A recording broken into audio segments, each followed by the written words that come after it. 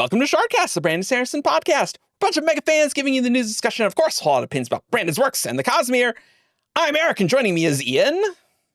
Hey, I'm Weiry Rider. And breaking the order that in the Eric's algorithm, I decided to put Evgeni next. I am extremely nonplussed about this. I was that looking means for two opposite things. You have to give more detail. Keir will get you. He'll shank you. I was so plussed about this. Hi, I'm Argent. I'm looking for show and tell, and it looks like I don't have my W2 form. If we want to, maybe don't. You're so lucky that blur. Yeah, no, it's Argent shares his social security number. I'm going to share my personal information. If you need, please someone do my taxes for me. I mean, I can see my W2. It's on my other desk. I don't have my W2 yet. Anyway. Should I have gotten mine? No. You should on be this getting episode it. of Shardcast, we do our taxes live. Tax live stream. What could possibly go wrong with that? Very exciting stuff. Very exciting. We got Grace in here. Look, the last episode was short, so we got to pad it out with tax talk, just what the people want. Also joining us is David. Hello, I am Windrunner on the forums, and I am nonplussed, but in the opposite way of Argent. So Unplussed. Just to clarify for everybody. So plus and anti-plus, you could say. Exactly. Yeah. Exactly. Yeah. Negatively plussed. Yeah. Double plus. Ooh, nice. And last, but definitely not least, we have Bonnie. Hi, I'm Cosmeregirl, and I am feeling a bit divided on this one. This is exactly the energy I want to starting an episode. We're gonna record two of these guys, so I'm sure the next one's gonna go great. Yeah. We're starting intro here. 2, we're all a little grumpier. We're just like, anyway, let's get into it. Yeah. And I'm Chaos. And so last time we talked, Bonnie. None of us except Bonnie talked about Fires of December. But we are going to go through and do the many, many, many words of Brandon. We have so many words of Brandon to do. In fact, we are going back to July to start. So we're starting strong. Of last year. Yeah, okay, that's unacceptable. Evgeni, get it. But okay, I know how we'll time go back works, to July unfortunately. this year, I guess. So yeah, we're going forward in time. That's right. No, we're going to last July. We're going to start with Celsius. And theoretically, in these two episodes, we will get through the Dragonsteel Nexus words of Brandon. And then we will have more words of Brandon from the spoiler stream. And by then, we should be about at JordanCon, which Brandon's going to. So, and hopefully he does his Raffle Olympics panel at JordanCon, which is a spoiler Q&A. yeah, I wonder if he's going to, I don't know. We don't need to talk about that, but No, that's we don't know. very interesting. Billy! We should maybe put some other topic episodes interspersed in there somewhere. No, I'm so glad you asked because that is exactly my plan. And I put it in the schedule in December, not the book. No, the children yearn for the WoB mines. So the last episode was short, so we'll be sure to pad this one out, guys. No, not really. We have a good amount of WoBs. It shouldn't take forever. So Ian, lead us into this not at all cryptic WoB. Yeah. So this one is from Celsius 232. Questioner asks, so by the end of Era 2, we witnessed the greatest explosion ever caused by a man. From Wax's experiments, we know that metal can be split into lerasium and atium. Could this mean that the sea is now filled with lerasium? If so, could that somehow lead to the emergence of more Mistborn? Brandon. First, to get to God metals when it divides, you have to do something specific that Wax did and no one else has done. Simply causing the explosion, you will not get the God metals. You'll get something we call, and then Brandon says something that is not clear on the audio, which you will see in Era 2. Wax did something different. Which you will see in Era 3. No one in Era 3 knows what he managed to accomplish. He did not try it again. He thought it was too dangerous. The reporter thought the inaudible word was Pikemetal. Sure. Cool. I did not hear Pikemetal when listening to this one, so It's pretty hard. I will say, I welcome any listener. Pull this WoB up on Arcanum, take a little listen, and tell us what you think Brandon is saying there, because it's put it in the comments below. I remember Calicrisp saying, I'm hearing Bison Fates, which cannot be correct, which is very funny. I mean, Harmony did restore Bison to the basin. Yeah. You know, they're going out past the roughs. They're getting into the Great Plains of Scadrial. This is Scadrial, not Roshar. What's at Edelin got to do with anything? To the Bison. I know. To both. I like it. I know. I like that. I was It's good. Okay. It crossed my mind, but I was like, I don't think I'll make a joke about that. I mean, this seems like it seems interesting. It's probably for the best. Yeah, it's probably for the best. I don't think there's any way for us to intuit what Wax has done. It seems likely it's an intent thing, but like I've read that passage so many times, and it doesn't really say what he's thinking. I have no idea. Yeah, it's just like, okay, so like nobody has like tried to make an explosion without like with the intent of making the 2 god medals. So it's like, Yeah, but it's probably not just that, right? It's probably like it's not just that you have to want to produce Atium and Lerasium. Like you have to, in the same way that like I'm reminded of the scene in Rhythm of War when Venli is kind of seems to attune to the rhythm of odium and cultivation. And it's in that moment, she's not trying to do that. It is that her thoughts are aligning with whatever the combination of both of those tones or songs or rhythms is, like something about family and legacy and ancestry and stuff like that. So I think you need to be in the exact right mindset that is, you know, whatever the right mindset for you know, not just getting an explosion, but also getting these 2 specific byproducts. Yeah. And like, but like you get something. So I'm curious to find out whatever this god metal adjacent stuff is. Yes. Whatever it is. Brandon has hinted at this before. Like there are old WoBs where he said like there's something in the residue, like, you know, in the residue, I believe, that's like true, years isn't ago. it? Yeah. Yeah, we've known a little that there is something fancy about this for a little while. I think that that what you're saying there, Evgeni, is really interesting about the mindset, and it makes me kind of think about how, like, when we see Sazed at the end of Hero of Ages. Oh, by the way, spoilers, all Cosmere. I don't know if we said that. We won't be doing spoilers for the December reading, I don't think. But published, I would say. Yes. Definitely published. When you see Sazed at the end of Hero of Ages, he's like kind of got like a little bit, like they're surprised how aligned he is with Rune and Preservation. And I wonder if, like, we see Wax struggle with Harmony so much, and he's Harmony's sword, he was Harmony's Rune at one point. Like, I wonder if you have to have some, like, if that plays into it at all, like having kind of that dual mindset, a connection that could help potentially, or, you know, just aid that, or even just like having some understanding of the duality of Harmony in the same way that Harmony might, you know, like that Wax has been he's been his sword. He's kind of been his Rune and his Preservation at various points. And maybe he can help. That kind of helps divide it. I look at Lost Metal Chapter 13 and I'm like, I don't even know, guys, but okay. Yeah. Sure. It's tough. Well, could it have something to do with Wax and Steris doing this together? Because they're both standing right there when this is happening. That's a good idea. Ooh. Okay. You know, I do kind of like that.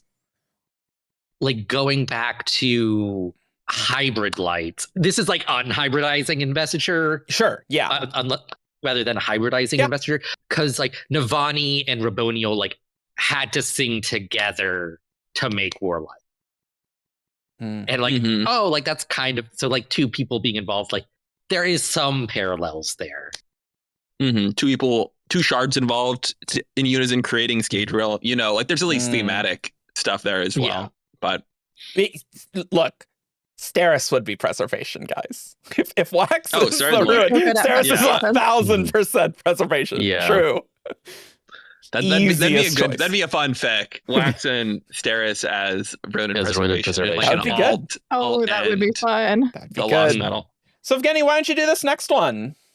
Why don't I do exactly that? Yeah. A Montreal 22, and that's paraphrased, as are some of the others. But they ask about whether we're going to get more Koloss or Koloss blooded in Era 3. And Brandon says that one of the main characters will be one, and we'll learn more about Koloss through his character. Has Brandon ever said this before? I think this is new. Nope. This is new. I think he said that there'd be more Koloss blood stuff in Era 3. Like that's I think to the extent we've kind of gotten for that Really when we've been trying to ask questions about it. Like I feel like it was inevitable because eventually he would do one. There's 4 different eras, maybe more. He was bound to do one eventually. There's only so many types of people. This kind of makes me want to Kandra as a main character too. Technically, we already as did like that, a viewpoint character. That would be fun. We got that in Hero of Ages. Yeah. But like more. Yeah, I'd love it again though. More. Like I love like Kandra stuff, you know, and I just kind of feel like he's like Era 3 is going to be like a little bit of a return to form, you know, like Wax and Wayne was a side planet, and now it's like we're going to have all the big Mistborn elements back together again and see how they've been reformulated. Yeah, it definitely makes sense to me that if Brandon ended Era 1 with the Koloss being changed into this different thing, that he probably has some ideas of what he wants to do with that later, right? That makes sense to me. So anyway, a main character. That's very interesting. Yeah. And it's you know, we've gotten the reading for a couple of Ghostbloods 1 chapters, and neither character seems to be Koloss affiliated. True. Yeah. So we know, maybe even possibly something past the first book. Yeah, maybe. Yeah, that's possible. Yeah, like the main character is Terrace. We know that. Yeah. Nice. Ooh. This next one is so funny. David, why don't you? It is. It is. And I was thinking it was funny too. Because I think Brandon was right. Brandon got one over on the fans for once, because I think that he was correct, I would say, at Nexus. So this one is paraphrased another Celsius WoB from last July. Ronan Camwy 66? Sure. Yeah. Are the Redheads who appeared at the end of the Lost Metal Horneaters? And Brandon paraphrase says, yes, I can confirm that. So, which is a thing that he recently reconfirmed, I believe, on stream, and was like, "Oh, people know that." And I think people mostly didn't know that. And this WoB did not make it around until then. But to be fair, I did not know this WoB existed until I'm grabbing the WoBs for this episode. This is how I read the WoBs, to be honest. So there you go. It was funny in the spoiler stream because people were like, "What?" That was quite funny. Whereas, it's Redhead people in the Cosmere. Of course, they're Horneaters. I honestly didn't make that connection. So That's true. They did talk about Rock. Yeah. Yeah. Spoiler, I think there was a guess out there that they were Horneaters. It was more, I think the Nexus one the spoiler stream WoB gave even more information on it. And that more information was the shocking piece. That's true. It's usually when he says this, it's when he's saying something we absolutely don't know. And this, for once, it was something we did kind of know. The 17 shard, if you go there, it's like, well, on Arcanum, you did. There you go. It's not wrong. Yeah, not wrong. Yeah, I know. Well, and I guess we'll see. I wonder where they're going to end up. Like, that's what I'm curious about. True. They're Milan has found them. She's somewhere that now I would say resembles the Emberdark. Now that we've seen Emberdark, it's kind of, or the Unsea, it seems to be where she encountered them. Yeah. And is she taking them back to Scadrial? Is that her mission? Will there just be Horneaters in Era 3? And they're like, oh yeah, it's refugees. That's totally what I'm expecting. Yeah, that feels weird to me for some reason, though. But would she settle them on a different planet? She could take them to Silverlight, and maybe they'll be like a Silverlight people now. Yeah. Where else would she take them? We do have a peak spread in Silverlight, which doesn't necessarily mean much, but I just am thinking about people who have strong opinions on reading orders and imagining Era 3 with just like, yeah, there's a Horneater and then there's a Koloss flooded. They're chilling, they're having fun, and people like, yo, what order do I read these? And it's very funny to me. People are gonna be going like, so you're gonna read Words of Radiance through chapter 37, and then I'm gonna need you to jump over to Mistborn at that stage, so we don't accidentally have any level of connection. You're gonna see it chronologically. That's why publication order is king. Publication order is king. I have an easy theory of where the Horneaters are going. I think this is non-controversial. We send them to Vax, obviously. Clearly. Obviously. Easy. They're the true Vaxilians. They might There be. you go. They might. I mean, probably not. There Probably you not. go. That's probably something else. Rock is the great ancestor of Ed, actually. How cool would that be, though? We're finally gonna meet a true Vaxilian, and it's just Rock. We're like, I'm so we're like, here for that. Brandon, stop doing this. Yeah. It's perfect. You guys remember, it must have been less than a decade ago when Brandon was talking about how the future of the Cosmere was going to be more Star Trek than Star Wars, in that it was going to be more about the melding of culture or the meeting of cultures, not individuals. Sure. Mhm. I don't know if I Believe believe that that anymore. No, it's gonna be Cosmere Avengers at least a little bit. It's good. At least a little bit. At least a little bit. I hope. I don't know. So I guess we might as well just, do this WoB from the spoiler stream because it's extremely relevant. So this seems to be Brandon responding to something somebody put into chat. He says, Rock did leave Roshar.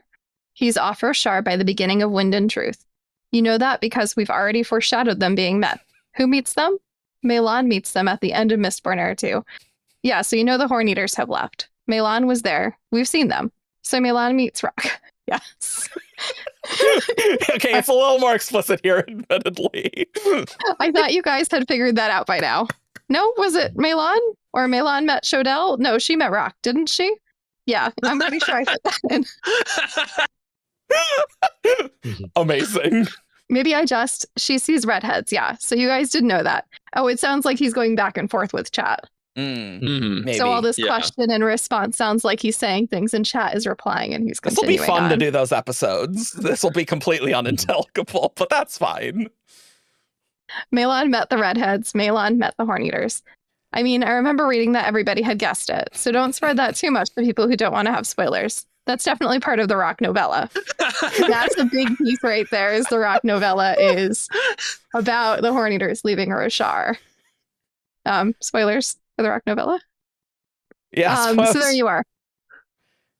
So there you are. No more Horneaters. They've all, well, not all. There's definitely some left behind. But a Horneater exodus off of Roshar has happened by now. Yeah, and Melan was there meeting with Rock. They needed a little help. They were kind of lost. It's easy to get lost in Shadesmar. And then again, responding to somebody in chat. Melan and the Horneater novel. Well, are they off by, they might not be fully off Roshar. So it sounds like someone asks, are they off of Roshar by this point? They might not be fully off Roshar by then. So I think that's what's going to happen. There's a lot of kind of back and forth here. There's going to be some weird things where they've gotten caught by some of the time dilation. We'll figure it out in the timeline. And yeah, thanks. Thanks a lot, Brandon. So it sounds like there's a lot of back and forth because what's going on. His chat is just... You did a great job reading it, Bonnie. 10 out of 10. Yeah. So it's like, I feel like it was obvious in Lost Metal that Melan met Horneaters. Yes. A random group of Horneaters in the cognitive realm.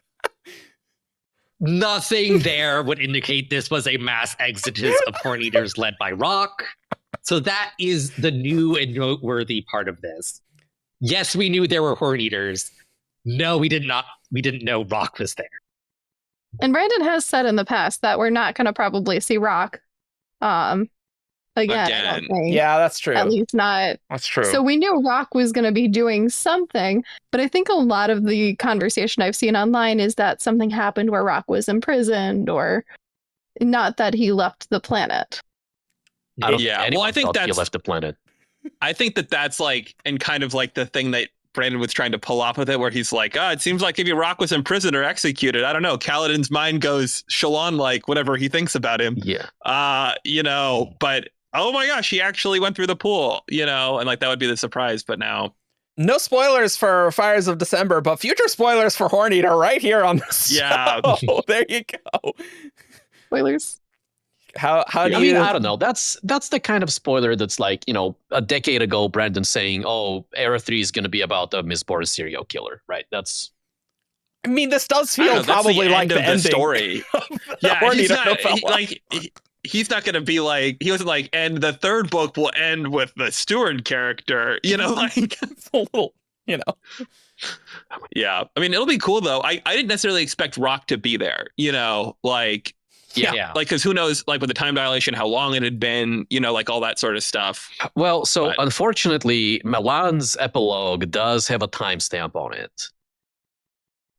It's like however many months after the Wayne explosion. I'm sure it'll probably be fine, maybe. Yeah. I think so.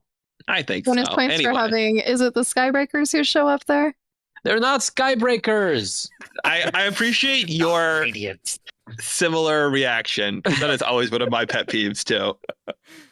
I kind of like that, but personally, you can care about the law without being a magical knight who is magically sworn to obey the law. Absolutely not. We just respond to little stimuli. It's fair. It's like, it was a reasonable question. But I just think with the timeline, there's certain words that if someone's like, wow, I really got to protect people, it's not unreasonable that like maybe Windrunner, maybe? I don't know. Famously a Windrunner. Next spoilers, was Vin secretly bonding an honor on Scadrial and Mistborn Arrow 1? No, look, when you show up somewhere, and you're like, hi, what's the local law? Okay, I think it's time to move on. Yeah, that's fair. Cool. All right, so back in Celsius, we have Joseph saying, Peter Alstrom said a few weeks ago on Reddit that you had recently mentioned that Hoid did appear in Shadows of Silence. Could that character be Daggon? Brandon, you're theorizing in the right direction, although it's also true there aren't many other possibilities. It's like 7 characters in that book. I feel like Brandon has gone back and forth on whether or not Hoid is in this story, and is like, yeah. Oh yeah, because this is the guy in the prologue and the epilogue in Shadows. This is the POV character from the epilogue and the prologue. So if it is Hoid, two things: A, something very strange has happened because he's not seem aware that he's Hoid, and B, maybe his wife is Silence Montaigne because Daggon does want to marry Silence Montaigne. I will point out to provide context to this. WoBs from 2013 and 2015 respectively is Hoid in Shadows for Silence. He is not. I intentionally didn't put him in. I wanted to indicate that he goes there. He goes where is an important reason for him to be there rather than just being a cameo in every story. That's paraphrased from a report. That was literally the thing I was about to mention. So thank you, Evgeni. Finding the actual words other than then 2015, very similar thing. Is there a Hoid cameo in Shadows for Silence? There is not. I intentionally didn't put one because I couldn't come. There was no reason for him to be there, and I didn't want to be doing it just to do it, if that makes sense. Like, the Cosmere isn't just a bunch of cameos. It is a story within itself. And Peter, I will say, I think has long maintained on the side that Hoid is in it, and Brandon put him in and forgot. And it's possible he's finally reminded Brandon. That's very possible, to be honest. 2017 also has a similar. There is no Hoid in that story, by the way. So, like, every couple of years, people ask Brandon, and he's like, no. If Hoid is in that story now, I would like it to be established who it is, so we can stop having this conversation. I know. It's like, let's just answer the question then. Who's Hoid? He's like, it can be a number of people. Just be like, no, it's not Daggon, obviously. Sorry, Joseph. And like, disagree. What is the purpose of Hoid being here? Because Yeah. clearly there should be one. It's like, you've got to try the beer brewed in the forests of hell. The Shade special. This swap is not confirming that, No, he's there. it's not. So that's worth keeping in mind. There's also, from Email Animal, I remember them, back in 2016 on Reddit, there was a dispute between user Mistborn and user Peter Ahlstrom, which are Brandon and Peter on Reddit. And last we have heard, the latter, that is Peter, claiming that Hoid was indeed somewhere in the Shadows for Silence, had the upper hand. Peter responds saying, "Now I'm siding with Brandon on this. I think that's the final answer." Nope. Wait, so 9 years later, baby, or 10 years. Oh God. Oh my God. Well, completely. This is at least it's not as bad as the ATM retcon. But my gosh, this is. Oh, that's in response to a 2015 thing from Peter, where he says, "So Brandon confirmed in the preface in this version of Shadows for Silence in the Forests of Hell that Hoid is definitely not there. However, I wouldn't rule out the person totally I forgot thought about was that, Hoid actually being someone else important." That's really funny. It's in the preface. Okay, so maybe this is an incorrect WoB. It seems like the weight of evidence is that Hoid is in fact not in Shadows for Silence. But And Brandon should forgot. maybe dig through. What did Peter actually say on Reddit? I'm not putting these on screen. That's too much effort. Sorry. No. Bonus points for anybody who's willing to do that assignment and wade through Peter's Reddit. Please link and ping me, like in Shardcast and videos. What did Peter say? And also give me context for what we're talking about. Because as established, I don't remember things. Oh, absolutely not.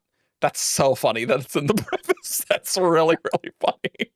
All right, let's assume for a second it's Daggon. Okay. Maybe Hoid lost his memories and he's chilling. Again. Yeah, Why does this only happen to Hoid on minor planets? He goes through fair, there was a notable time where he lost memories on a main planet. That's true. But you know what I mean? Like, he makes it through the door plasma storm unscathed, and it's like just getting like one-shotted in all these no-power worlds. If he did lose his memories, I do want the Hoid's travails set on Serenity. Amazing. We get Brandon's like, "Guys, I've written a Serenity novel. Unfortunately, it's still not that you want." to be fair, that'd be pretty sick, though. Just a comedic piece of bad things happening to Hoid. Mm-hmm. On what the worst place. Shades touch breaths? That can't be good. Where memories are stored. That can't be good. Are shades? Have we learned if shades are anti-investiture or not? I'm still confused on that. No, shades are not. Shades are not. There's a WoB. Shades are not. Okay, so that's probably. Okay, I bet nothing then, or I don't know. Maybe they consume it. Do you think It's life. that it's bad for Hoid to fight Shade? I mean, I guess he's not going to be fighting. He's got a healing factor. I don't know. He's Like, not I think afraid he of could survive sharp that. blades. Yeah. Okay. That's fair. He'd have a bad time and then he would be fine. Yeah, that's probably. Yeah, like worst case scenario, he bloops back in Ulam's lab again, and they're like, "Yep, I guess shades are bad," you know. Yeah, it's like, I don't think shades are worse than Shard going, "You don't exist anymore." Yeah. Yeah. It's hard to top divine smiting. It's Yes. true. That Which is true. Amazing To that be we finally fair- saw divine smiting. Retribution could have probably, done more serious damage. It was just he made the mistake of like instinctually just obliterating Hoid's physical form, and that allowed his spiritual self at least to be intact. Yeah, in Retribution's defense, that should have worked.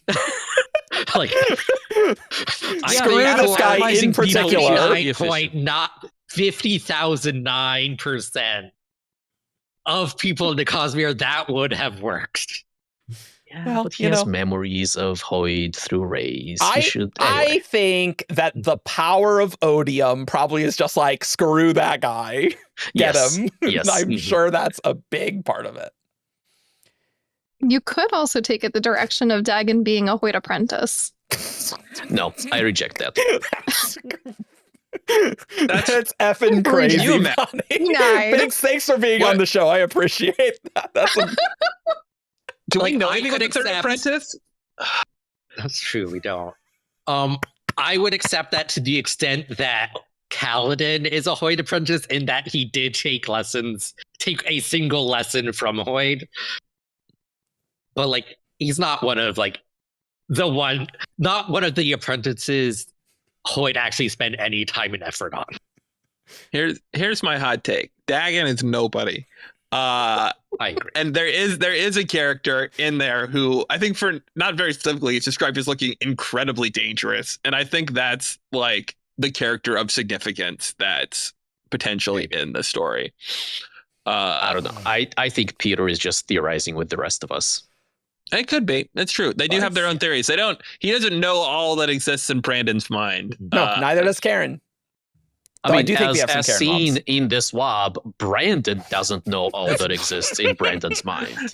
Depths unplumbed.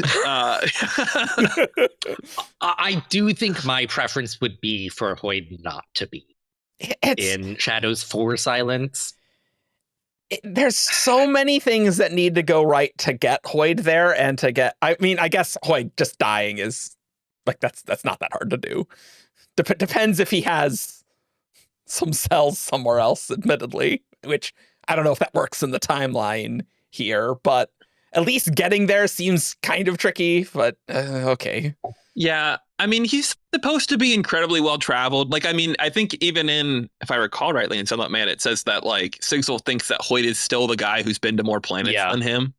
You know, which is an insane thought if you kind of do the math on Sigzil and how much he must be moving Sigzil, around. Yeah. But like Hoid has a 9,000 year head start, so Yeah, It's pretty good. yeah. like, But so like, Doesn't make a I'm sure difference. I'm sure he's been to Threnody. oh, and- absolutely. You know, but I appreciate that Brandon wants to construct reasonable, cogent reasons for Hoid to go somewhere, and not that he's just like this guy lilting. But like then sometimes he's like the guy who's like standing at the bottom of the gondola in New Saran for no reason. But he was giving the coin, the wax. What? Right? And this is from the story in the broadsheet. Oh. Oh, I don't. Which is based on somewhat real events, you know. Yeah. Yeah, but it's Like Saz being there like makes it of more relevance that he's there. Sure. Mhm. Yeah. It's Like, true. And maybe like, she's World maybe Hopper it's- being involved. yeah, and maybe it's just like a fun little detail. Like she's potentially pseudo Cosmere aware. You know, maybe she knows of a white-haired storyteller, and she's like, I'll drop that in there. It's a fun little element. But you know, sometimes it does. Sometimes you're like, is he doing anything right now? Yeah. Like obviously, like Hoid is not doing relevant things 100% of the time because. I mean, the Cosmere is a big place, so like I'm sure there's something relevant happening at any given time, but Hoid can't always get to them. But True. I just for this story, I'm like, it just works better if it's like this much smaller scope. Well, and that's like the point of the story too. Yeah, You know, is that it's like one woman's like one day in the hard life of like one woman on the frontier. A You know, dangerous like in hell. yeah. In hell. All this conversation made me just think about how cool it was in the Elantris anniversary that we got insight into what Hoid was doing. And so like I do want to see eventually, okay, well, what was Hoid doing in this random thing? You know, like I think that's fun. Hoid's secret history. Hoid's secret history. I know. Do you remember when that old WoB when he was talking about how he wants to write a Hoid parallel novel to the Mistborn trilogy where he just talks about what Hoid was doing the whole time? Yeah, sometimes I think about that. I'm like, oh, we're definitely That's one we're not getting, folks. Oh, That's one we're not getting. No. I'll be honest. I think it's more likely we get a Hoid's travails on Threnody. I legitimately, that's kind of great, actually. Anyway, moving right along from Hoid to talk about Hoid. Borgia, like this is paraphrased, says, have we met Hoid's wife, who is named during Isles of the Emberdark before that book? Brandon, it's a possibility. I want you to theorize about it. Which tells us Literally nothing. Nope. I'm sticking with Silence Montaigne. I think it's the dark horse candidate. You know, like you never know. I could see the appeal there. She's not very much like Yasna, to be fair, but I don't know. She's kind of a dangerous woman. Sure. roll credits. There's so many troll titles I could put for this episode. I could have Daggon is Hoid's apprentice. Whoa. Silence is Hoid's wife. Whoa. Shadows for Silence, secretly the Hoid origin story that no one knew about. Or maybe he's not there. Who's to say? Yeah. Who are the possibilities? Valor? He's patched things up. Unlikely. You know. No, there's no way. We know he has dated Valor in the past and is no longer dating. Well, one way to no longer date is to marry. Yeah, but no. She forgot about him all the way back in like Dragonsteel. You know, like You still date after you're married. That doesn't stop. As Well, but like Valor married people expert, can always say like, "This is no. my ex-boyfriend." It's like, stop saying that. I'm your husband. Yeah, but that's something Hoid will do, not something Valor would do. I don't say know if with we the know that. extensive knowledge of I feel like I know Valor deeply and personally. Okay. yeah, almost as much as Chris. Almost. I think it's someone we don't know. I can't think of someone. I don't think it's Chris. I can't think of another like age appropriate woman, and I'm not the biggest fan of Brandon's like mortal immortal pairings when they happen. So I don't know. She was. I guess she was 10,000. Serene Raiden's cute, but they're still the same age for now. You think a dragon, Bonnie? I would bet on a dragon. We did get a WoB that humans and dragons can reproduce, right? Together. Yep. Yeah. Dragons just need to be in human form. Yeah, but that's their form that they reproduce anyway. So. Yeah. No, that's true. Yeah.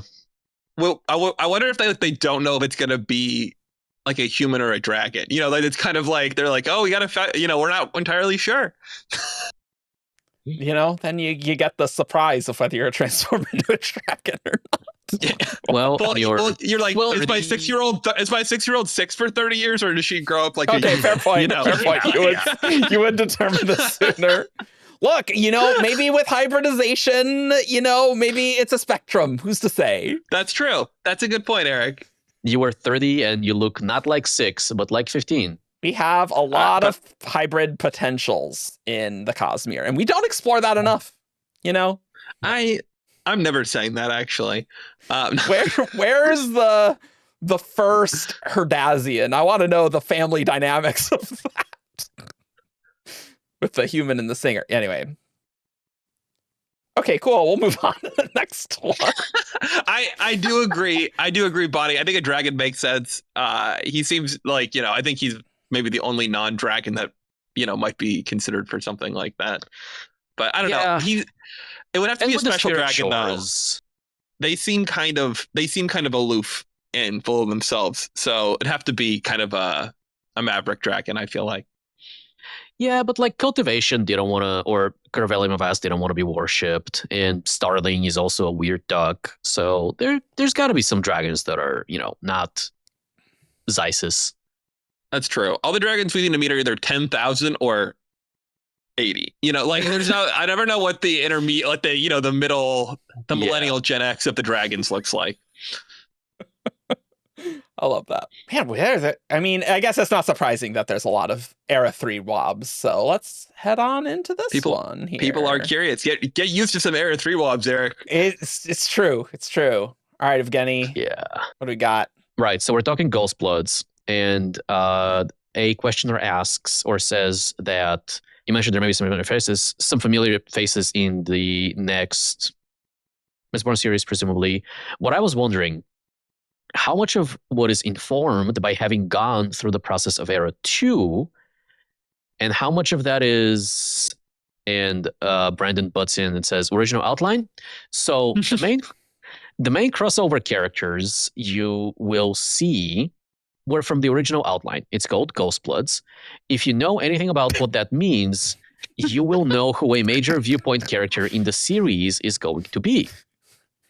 And this was the original plotline. But having written the Wax and Wayne books, there are certain cameo things I can write in, references to characters that were in Wax and Wayne.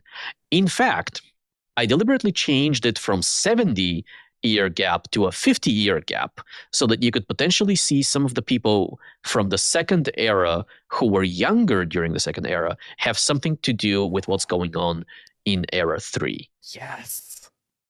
Okay. So if we're talking 50 years, Wax could Dead. be around, but No, he would he's be dead. in He'd be his like 90s. 90s. He's like old. Like that's if Like, he's alive, in he's his like 40s. he is not steel pushing. You know. No, he's not. But he's also, keep in mind, he is a Mistborn. He is invested. Invested Yeah. keeps you Does it- alive a little bit longer. Do you think hemalurgy is a net positive or a net negative for lifespan, or does he not have that spike anymore? No, that got removed.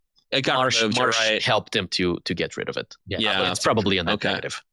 Yeah, see, that's what No, I would but, like, agree. 90 yeah, 90 is not- ex-hemalurgist, that's like 5 years off your life for sure. You know, 90 plus is not out of the question for our No. planet. It can easily work for Scadrial. But he is a question mark, right? Darius and Marasi, much more likely. Yes. Yes. Obviously, Really Wax's up there. kids, very likely. I've said it. Oh yeah, we could see Maxilium. Maxilium in person, baby. And Tintwill. True. yeah. For about And the Tintwill, third too. kid he's obviously going to have to pass on the Mistborn genes. Yeah, but it's the gonna be kid such a they'll be weak hunting for whatever they need. You know, like that'll be the plot line. Is they're That's like, the you plot have line. the genes, sir. They'll be like, yeah, it's And, the but, modern era. I'm wearing denim.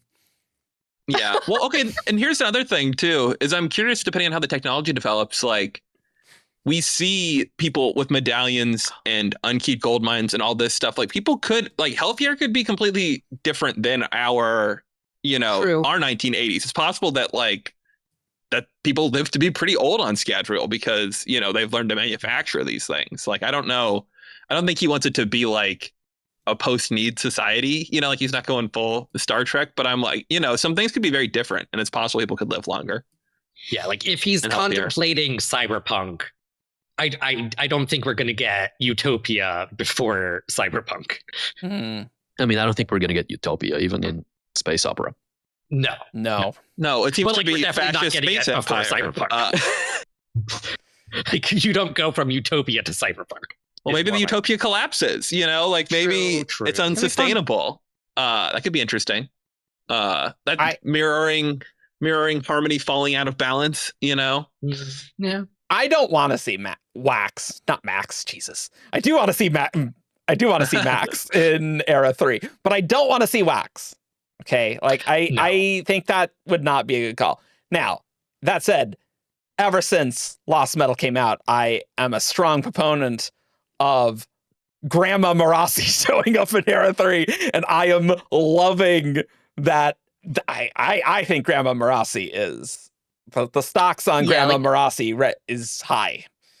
She'd be Yeah. in her 70s, which is super reasonable. Plus, like Yeah. the cadmium. Yeah. What So- percentage life do you think the average cadmium misting lives longer than your average But, like, person? Just like because of how a much year they or use it. two. But like it's still like yeah, and by that it doesn't point in hurt. life, it's an appreciable Yeah. amount. Yeah. I mean, Yeah, depends but, like, it's on not how like much you decades, exploit it's it, like- right? Yeah. If you get she's still going to be in her 70s. She might just be like early 70s rather than Yeah. late 70s. Yeah. And then Yeah. Steris Imagine- as yeah. well.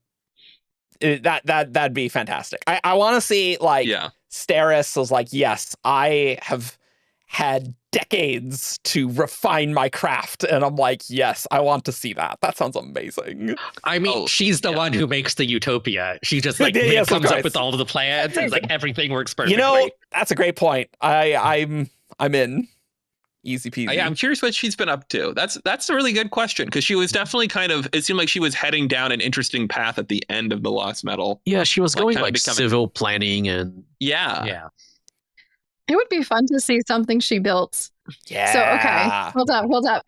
Okay. Have her, if she's not around anymore, but have something that she planned and built for actually save our main characters later on. Yes. Because she Oh. planned ahead for it. And that would be That so would be good. great.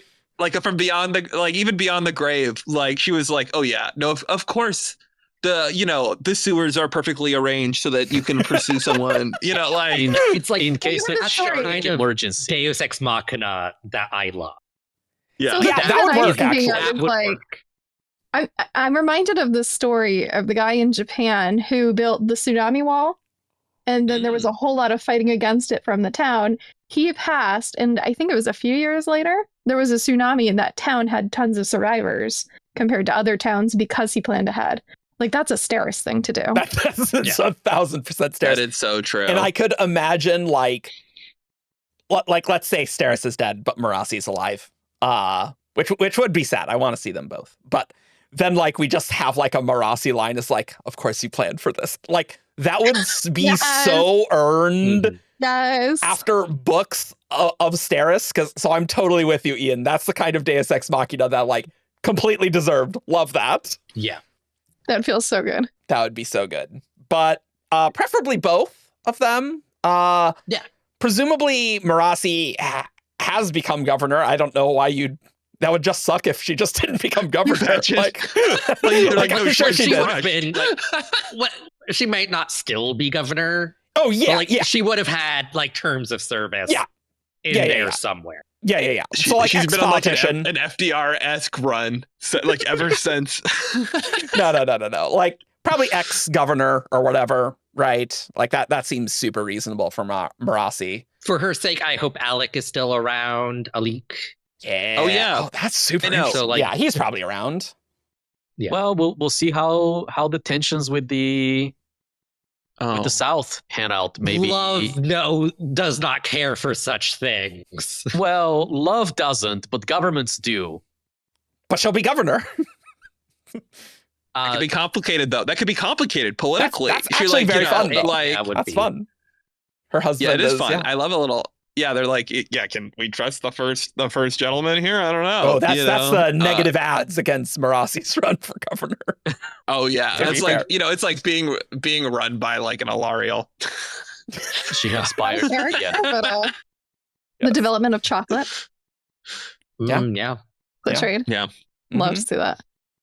Yeah. Are there any like smaller characters? I'm trying to think if there's like any other smaller characters aside from like the children and our main characters that would be interesting to pop up, but no one's like coming to mind I necessarily. mean, Chandra, but whatever. Leandre.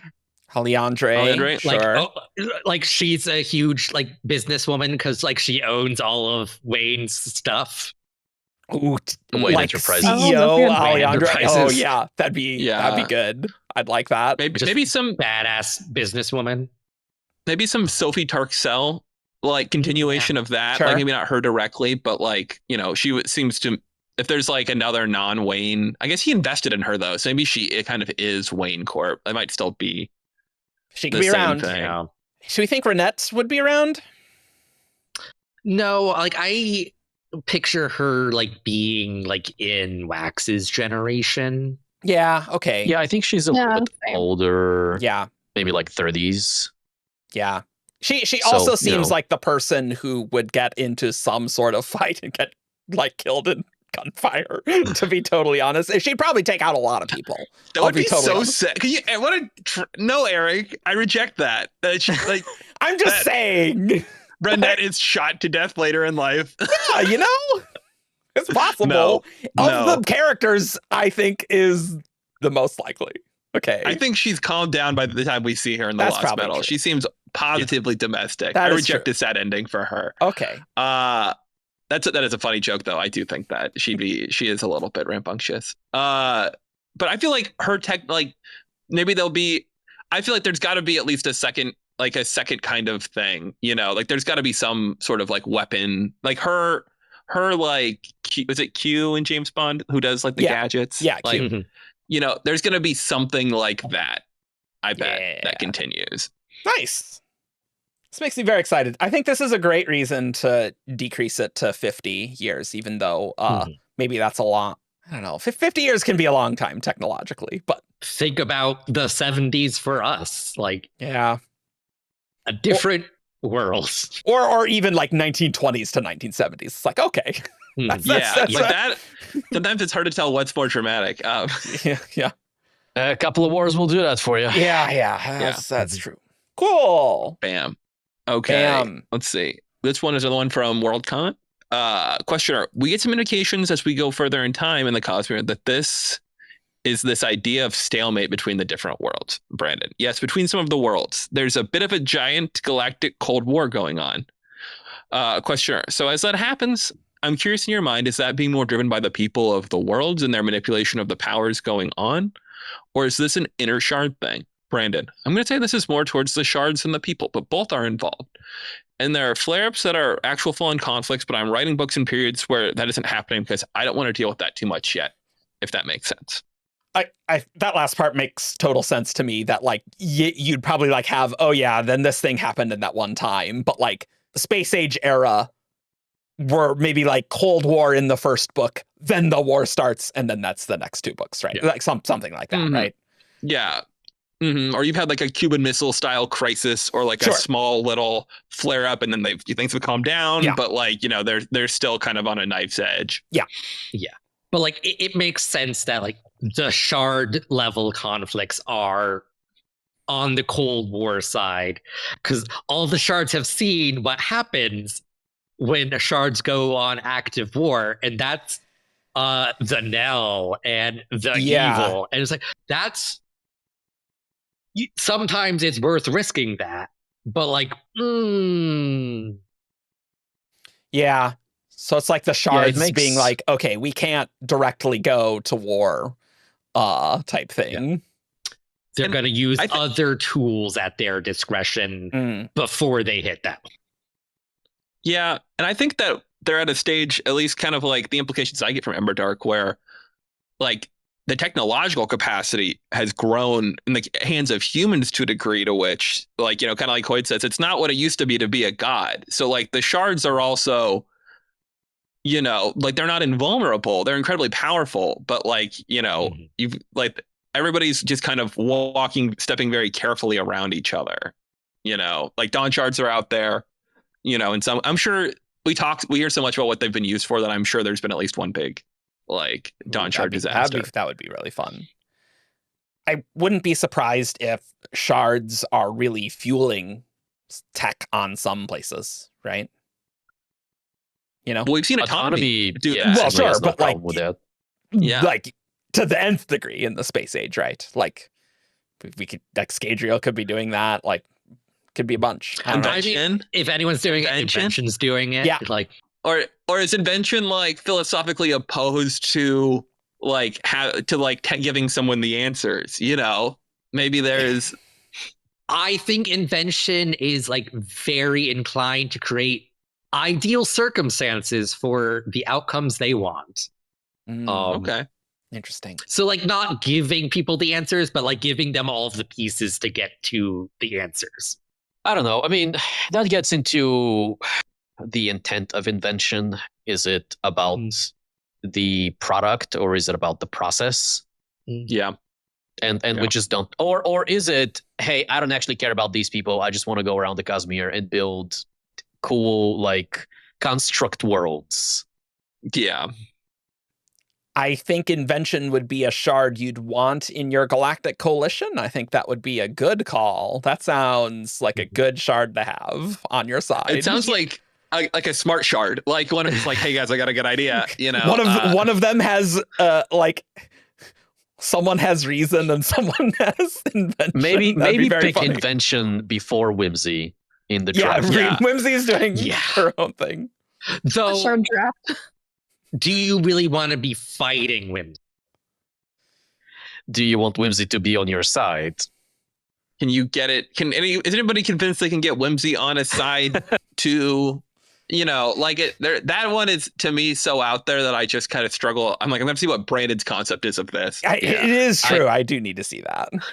Yeah, I'm not confident Brandon is going to write Whimsy as terrifying as I feel he should. No, probably not. But Whimsy would be the shard that would be like, I will switch sides. Yeah, I'll break some Shardos just because. Well, Like of any of the shards, that's one. Like I'm like, yeah, we can like kill and splinter that one, and it's fine. I'm like, I don't think anyone's going to complain about that one. you got a million splinters of Whimsy wandering around Shadespire. We all knew Whimsy was going to be a know. problem eventually. Like it's still a rough deal, like with a million splinters of Whimsy floating around, but like they can't do the scale of stuff as a full shard. That's true. The Knight's Whimsy, though, you got to watch out for those. Yeah, That's yeah. whimsical. Knight's People Whimsical. don't know The where Knights Who Say Stormlight Whimsy? 6 is going. Yeah. Yeah. Ooh.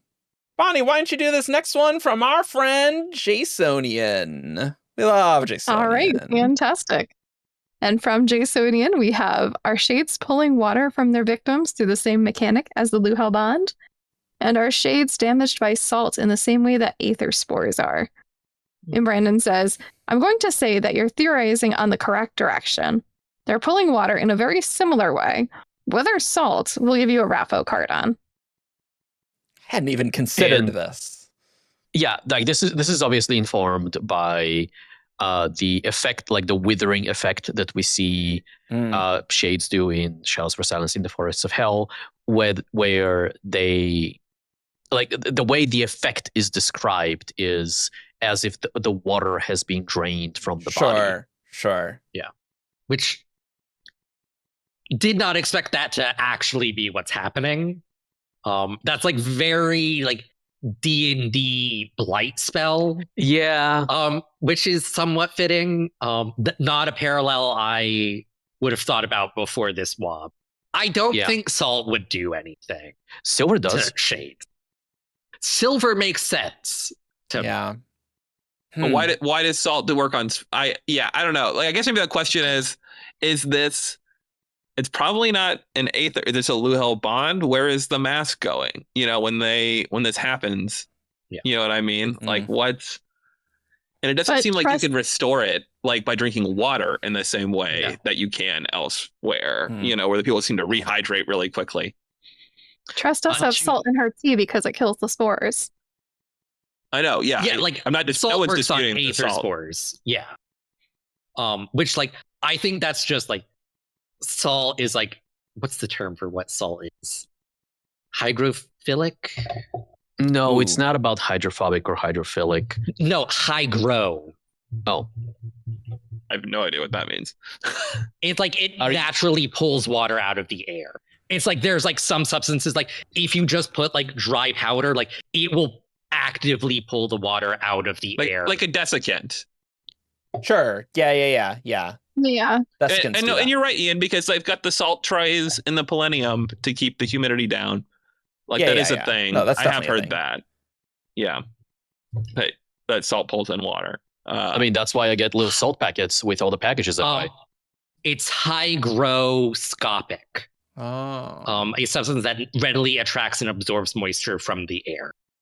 I love a word that sounds like a fake word. You're like, nah, you made that one up. Yeah. Hygros is the Greek word meaning wet, where hydro is Greek for water. So they're related. Oh, interesting. Okay, so that's the grow. Okay, interesting.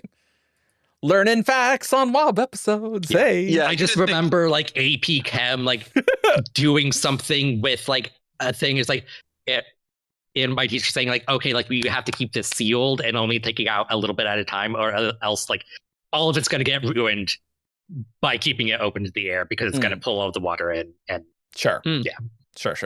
Yeah. So it's like, it's kind of like pulling whatever latent water is in the spores and like killing them. Oh, whereas like that's like not a thing with shades. Yeah. So like possibly that's interesting.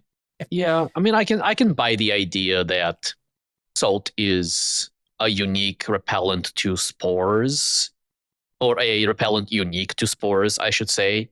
And potentially other expressions of aethers might have other things going on for them. Sure. And then silver is universal investiture killer. Yeah. Mm-hmm. So thinking of like the mass transfer aspect, it does seem to me like if there is this mass transfer for shades attacking people, that like presumably that mass is just converted to investiture and going to the spiritual realm or something. It's like it's not like going into the shade. I guess. I It comes Shades back, get though. more powerful the more they kill. I don't think that's a thing.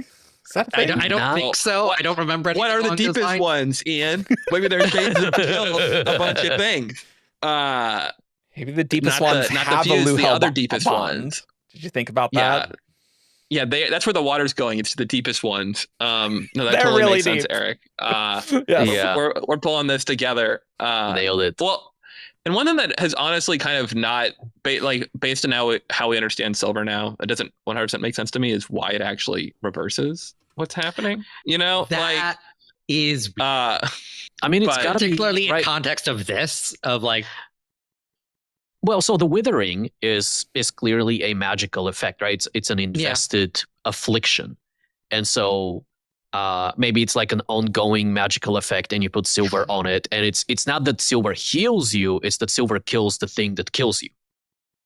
I guess maybe souls are just more resilient than I think. But you know what I mean? Like if I had like a really bad disease and I was like physically deformed because of it, and then you like killed the disease, like I wouldn't like rebound, you know. But maybe that's just the magic of it, you know. So like fair enough. so I guess like you can't rebound that much. That's Yeah. true. That's a good point. If it's too bad, it You is. rebound some, but like Yeah. not. Yeah, there's probably good some point. spiritual Yeah. damage thing where like your soul's trying to like rebuild your body, and it can do Yeah, that to I mean- some degree, right?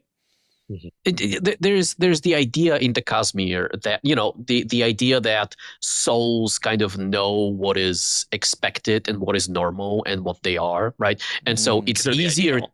It's easier to heal fresh wounds because the wound is still fresh and the soul still kind of remembers what a healthy state looks like. But once you've gone long enough, or once you've done enough damage, then there's like the information is just lost, and it becomes more difficult to heal. Well, and that's also Basically- true of the silver healing too. Is if you wait, the longer you wait to apply the silver, the less likely it is that it will. Yeah, that's what I'm talking about. Yeah, that makes Yeah. sense. So yeah, I guess that like accounts for like healing some. Like it heals what it can, but like it can only do so much because that's all that your soul remembers. Does make me think that there's probably some spiritual damage aspect that the shade is doing, though. Like I think, Oh yeah, right?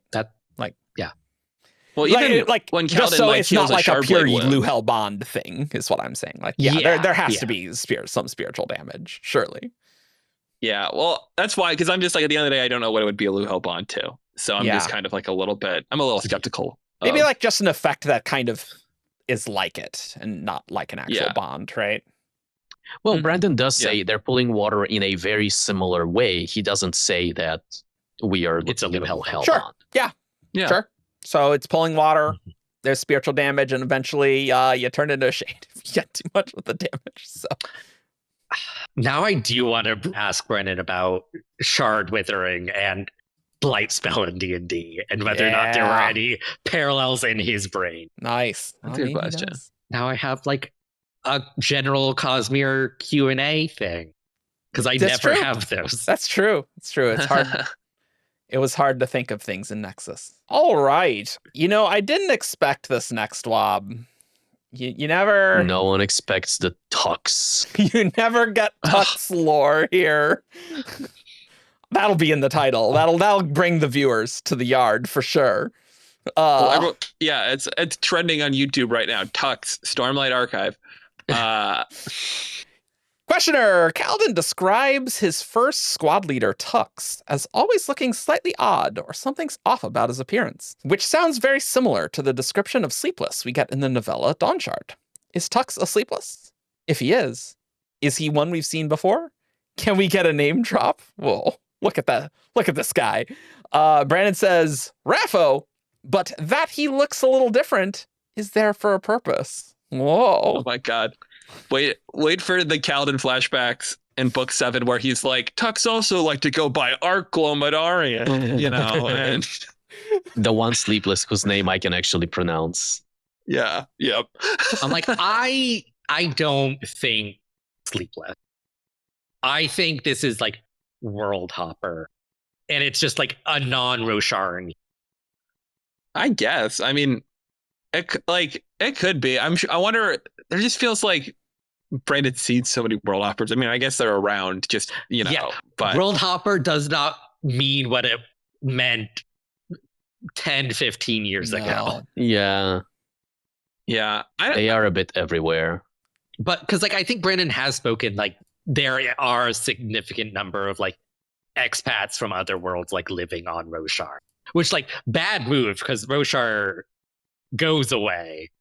I mean, it's been fine for thousands of years. It was great for so long, until it suddenly wasn't. So there are some interesting Tukks quotes. And so care, Tukks seemed to whisper at him from the past. The key to fighting isn't lack of passion, it's controlled passion. Care about winning. Care about those you defend. You have to care about something. And so typically Tukks is you have to care. And that was his first squad leader. He did die. Or did he? Or did he, Or did he? Eric. Just passion, how interesting. Well, and I wonder care fighting because you care, that's a little bit of a Windrunner thing. You know what I mean? Not entirely, but when you're contrasting with the Skybreakers, I kind of hope he wasn't being coached to become a Windrunner, secretly by a world hopper. I hope it's not something to that degree. This is interesting that in Oathbringer we just get a scene with Tukks, and we get a couple weird flashbacks with Kaladin and Shadesmar. There's 2 or 3. Yeah. It's all in the same there's one chapter, he's scrubbing actually. the floor, right? Oh, is it all in the same chapter? Yeah, it's all in the same chapter. Younger than the other sergeants, he had features that were ... off somehow. Perhaps it was his short stature or sunken cheeks. He's short. Cell. He's from Cell. Yep. Yeah. I mean, but things that are off, and I think this right? is Yeah. I think this is what the questioner is referring to, because all of the rest of Tukks is regular sergeant stuff, as far as I can tell. Hey, he said passion, so Yeah, passion, emotion. I wonder if he's an Ashenite. He's an Ashenite who still remembers passion from back in the day. That's a take. He's 5,000 years old. Well, and I guess this is one of those things where I'm is this a thing where if this was 2008, Brandon would put in the annotations and he'd be by the way, Tukks, fun fact, background thing that I know about Tukks, this is where I'll put it out there. Or is this going to be, will this come up again? Because there's another point where I believe Kaladin's, I think that sergeant of his seems to be one of Amaram's men in Words of Radiance, or at least it's a character with the same short name. Brandon can always no, that, but sometimes it is the same one. He works in the war camp because and presumably because much like Kaladin, he was in the Sadius princedom. Yeah. No, I mean it makes 100% sense for it to be him. I don't think Brandon's ever confirmed it, so I never want to be oh, it's definitely the same guy. Oh. But it seems to be. That's on the level of we don't need Brandon to confirm that. That's fair. I never know how skeptical people are of things. I think it's the same guy. And I'm always curious if Brandon's toyed with a second Kaladin flashback novel. We're not going to get that, but is there some element of Kaladin's past that will still become relevant? Or is this just kind of a thing that he put in a flashback? Yeah. Tukks is a cultivation agent who was working in parallel with Honor to bring Kaladin into the main characterhood. But he's short. I feel like that's support for my non-Rosharan human. And it's it's also he looks slightly off, whereas at this point, Sleepless are more than slightly off. They are often they have noticeable cracks, so they have ways to hide those tattoos. Yeah, they have scars or tattoos. Yeah. I like Offworlder. I think that makes a lot of sense. Just it doesn't quite match the thing that they expect. Yeah, I like that a lot. What's he doing here? Or I don't possibly off-world heritage. Doesn't have to be sure. That's true. Sure. Yeah. Like, the sun Imagine your felt. dad says he was from a different planet, and you're like, "Shut up, Dad." Yeah, Dad, okay. I had to Sure you are. back Now in let my me eat my day. bay wrap in peace. Yeah. I had to walk through the Everdark myself uphill both ways. Even though it's flat, so that doesn't make sense, but whatever. No, but it does because geography is messed up in Shadesmar. They could have been walking uphill both ways. Well, there you go. Also, I think when I put this in here, I've mixed up Tukks and Tavlakith. I'll be totally honest. I'm like, these Tukks really? swap. I just totally forgot about this character completely. That's fair. I That's remember fair. Have, though. I do remember Have. Have his mark. Tavlakov's more prominent too. Yeah. Cool. Well, now we are finally on to some Nexus WoBs. We'll probably do a few of these. So this one is paraphrased from Zakwar, and it is a word of Karen, not a word of Brandon. You can ask walk. Karen questions, and she will answer to the best of her ability. It's Yes. very fun. Yes. So how much control do shards have over where their perpendicularity manifests? Karen, quite a bit of control. If you're thinking of Wind and Truth, then it was put there for a reason. He hid it on purpose. This makes total sense to me. Yeah, shards can control where their perpendicularity is. Yeah, it's the second half of that that's a bit of a question mark for me. Because she seems to be saying Retribution put his perpendicularity in the same place as Odium's perpendicularity, which makes sense for Odium, right? Because Odium presumably wanted to hide his. But it was discovered. I don't think we can say that. I think this is more getting on why did Odium put it Yeah, there? I would say so as well. That's Yeah. the bigger part of this, which again does make sense. Odium put it there to hide it because it would be obscured by the fragments of the fourth moon. Of course, yeah. As you do. Here's my problem with it. And I agree that it makes some logical sense for a shard with their perpendicularity. We saw the well get moved, although kind of somewhat imprecise, somewhat strangely, dragging the magnetic pole around with it. Don't worry about it. Don't worry about it. It seemed like they were shifting the crust rather than moving the well, but it's cool. No worries. Different strokes. Different strokes. He was What's barely the even a difference vessel. when you're a shard? Yeah, Yeah. Part of the implied motivation for me, in addition to wanting to control the whole world, for them particularly focusing on the shattered planes for why the Fuse wanted to conquer there was because the perpendicularity was there. They wanted it. Mm-hmm. Is it hard for Odium to move it? What's the point? They fought hard, but it seemed of an abnormal priority. It was one of the main, there weren't that many fronts left by the end because everybody folded, but it was one of the main fronts prior to everybody folding. And if Odium can move it, why do they care? Because if they lose the Shattered Plains, it'll be in a left car tomorrow. No worries. B, after they do lose it, the only motivation I can see for him leaving it there, where I'm sure it will still be in the second half, is for sure. Maybe they want to have good relations with the Free Singer Nation, and so they are allowing this to happen as a way to kind of facilitate some sort of trade and negotiation. But other than that, I'm like, why don't you just take it where your people to your land? Yeah. I can understand why Race did not move it. And to an extent, Teravandrian while he was Odium. Is because the priority was to keep it hidden. Because theoretically, there's a shard and another and a half, the force of honor was still around and cultivation was going. Did not either of them know where the well of control was? I don't know. Ishar knew where it was. Ishar Did he knew. tell Vitar? I don't know. Yeah, that's, I guess. yeah, keeping it there, kept it. If cultivation found the well of control, that would have been bad for Odium. Would it? I guess, but he knew where her perpendicularity was and he didn't do anything to it. Is it really that big of a vulnerability?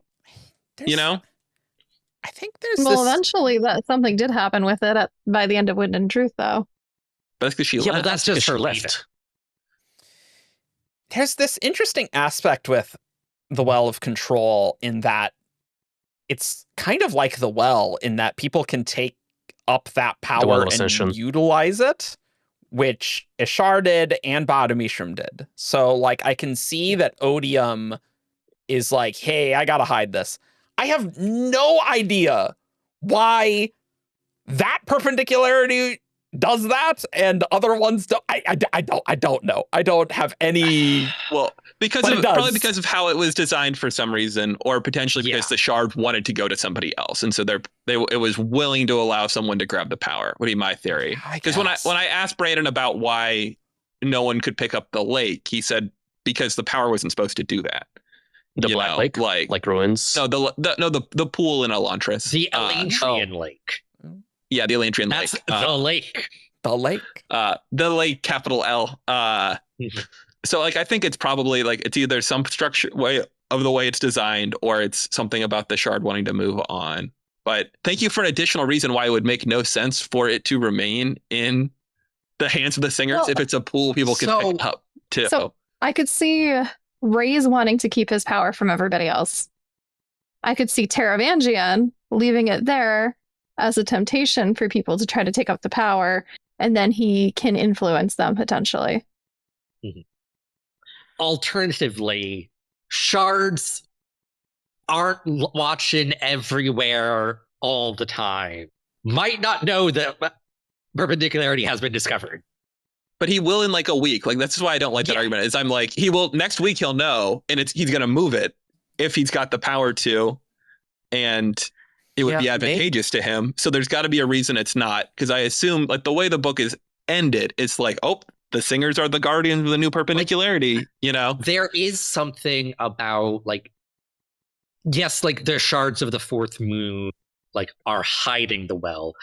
They also like might amplify investiture, because like there's a whole thing of like the High Storm and the Everstorm meeting was so much more energetic than where it has met elsewhere. So like and there the might be some benefit to having that area. Yeah.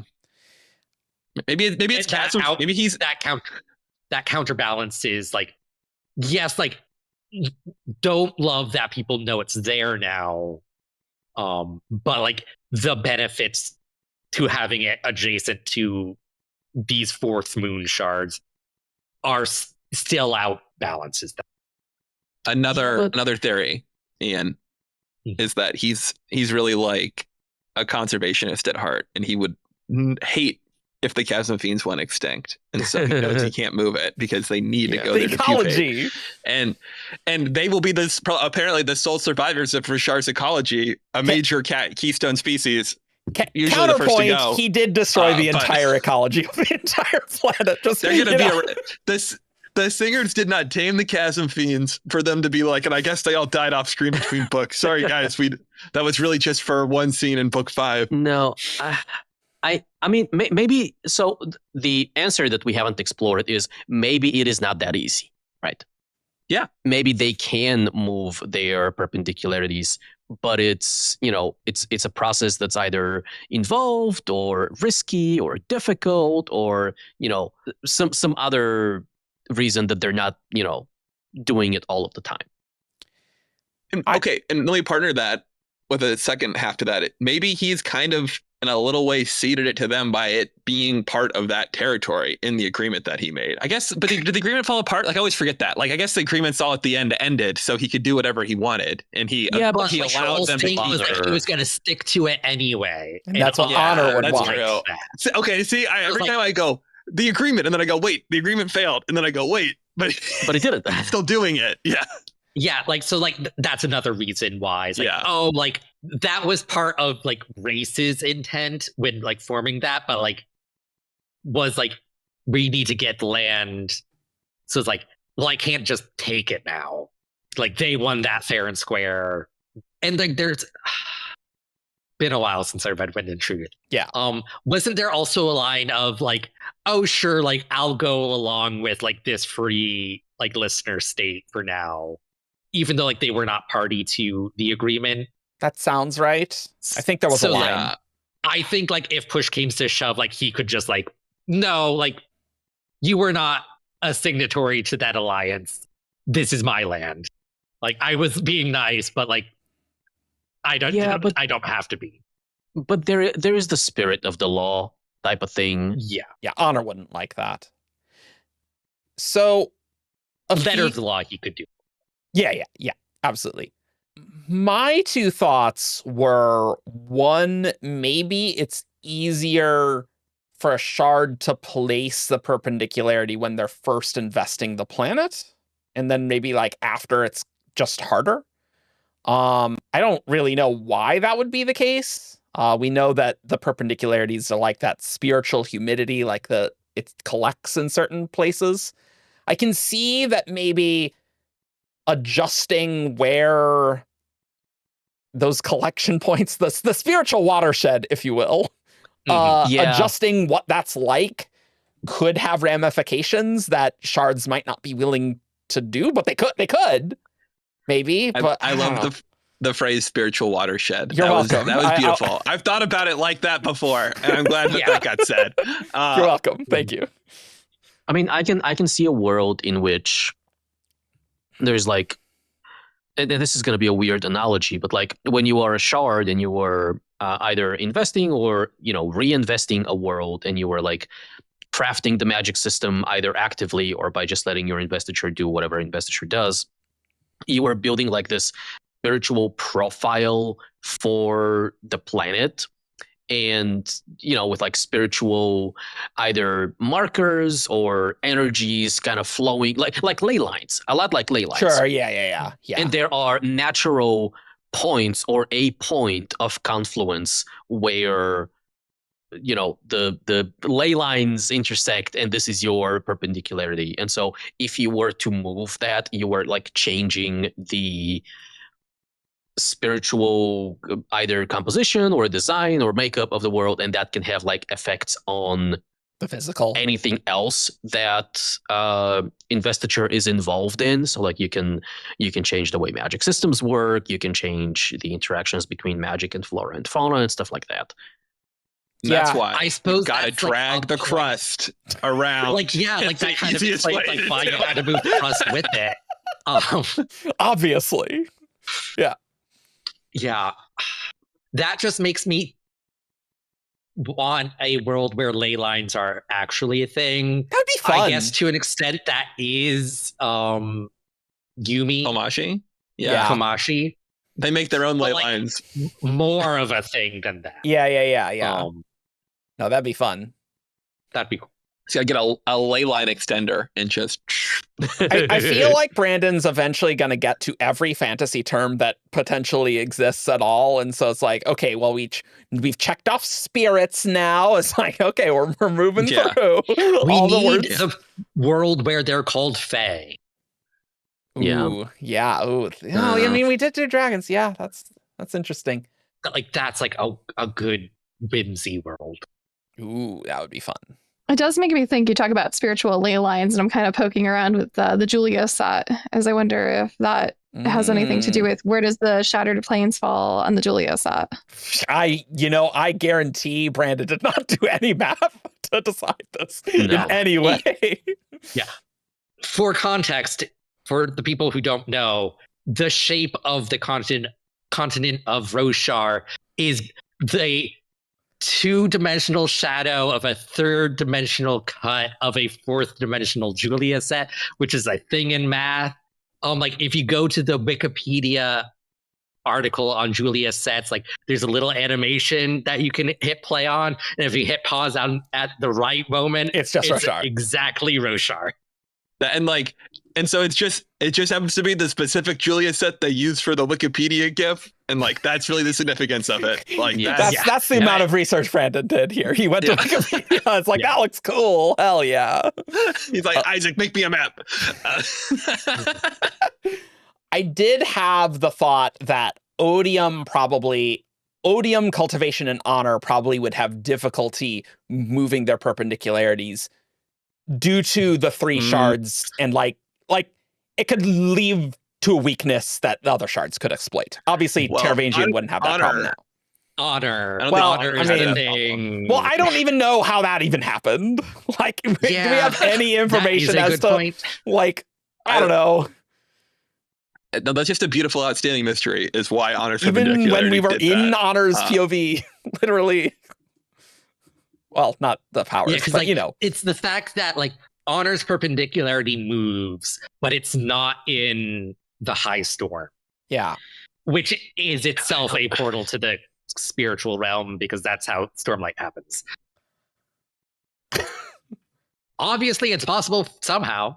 I don't understand it. I feel No. sorry for the Arcanists who do have to figure that out.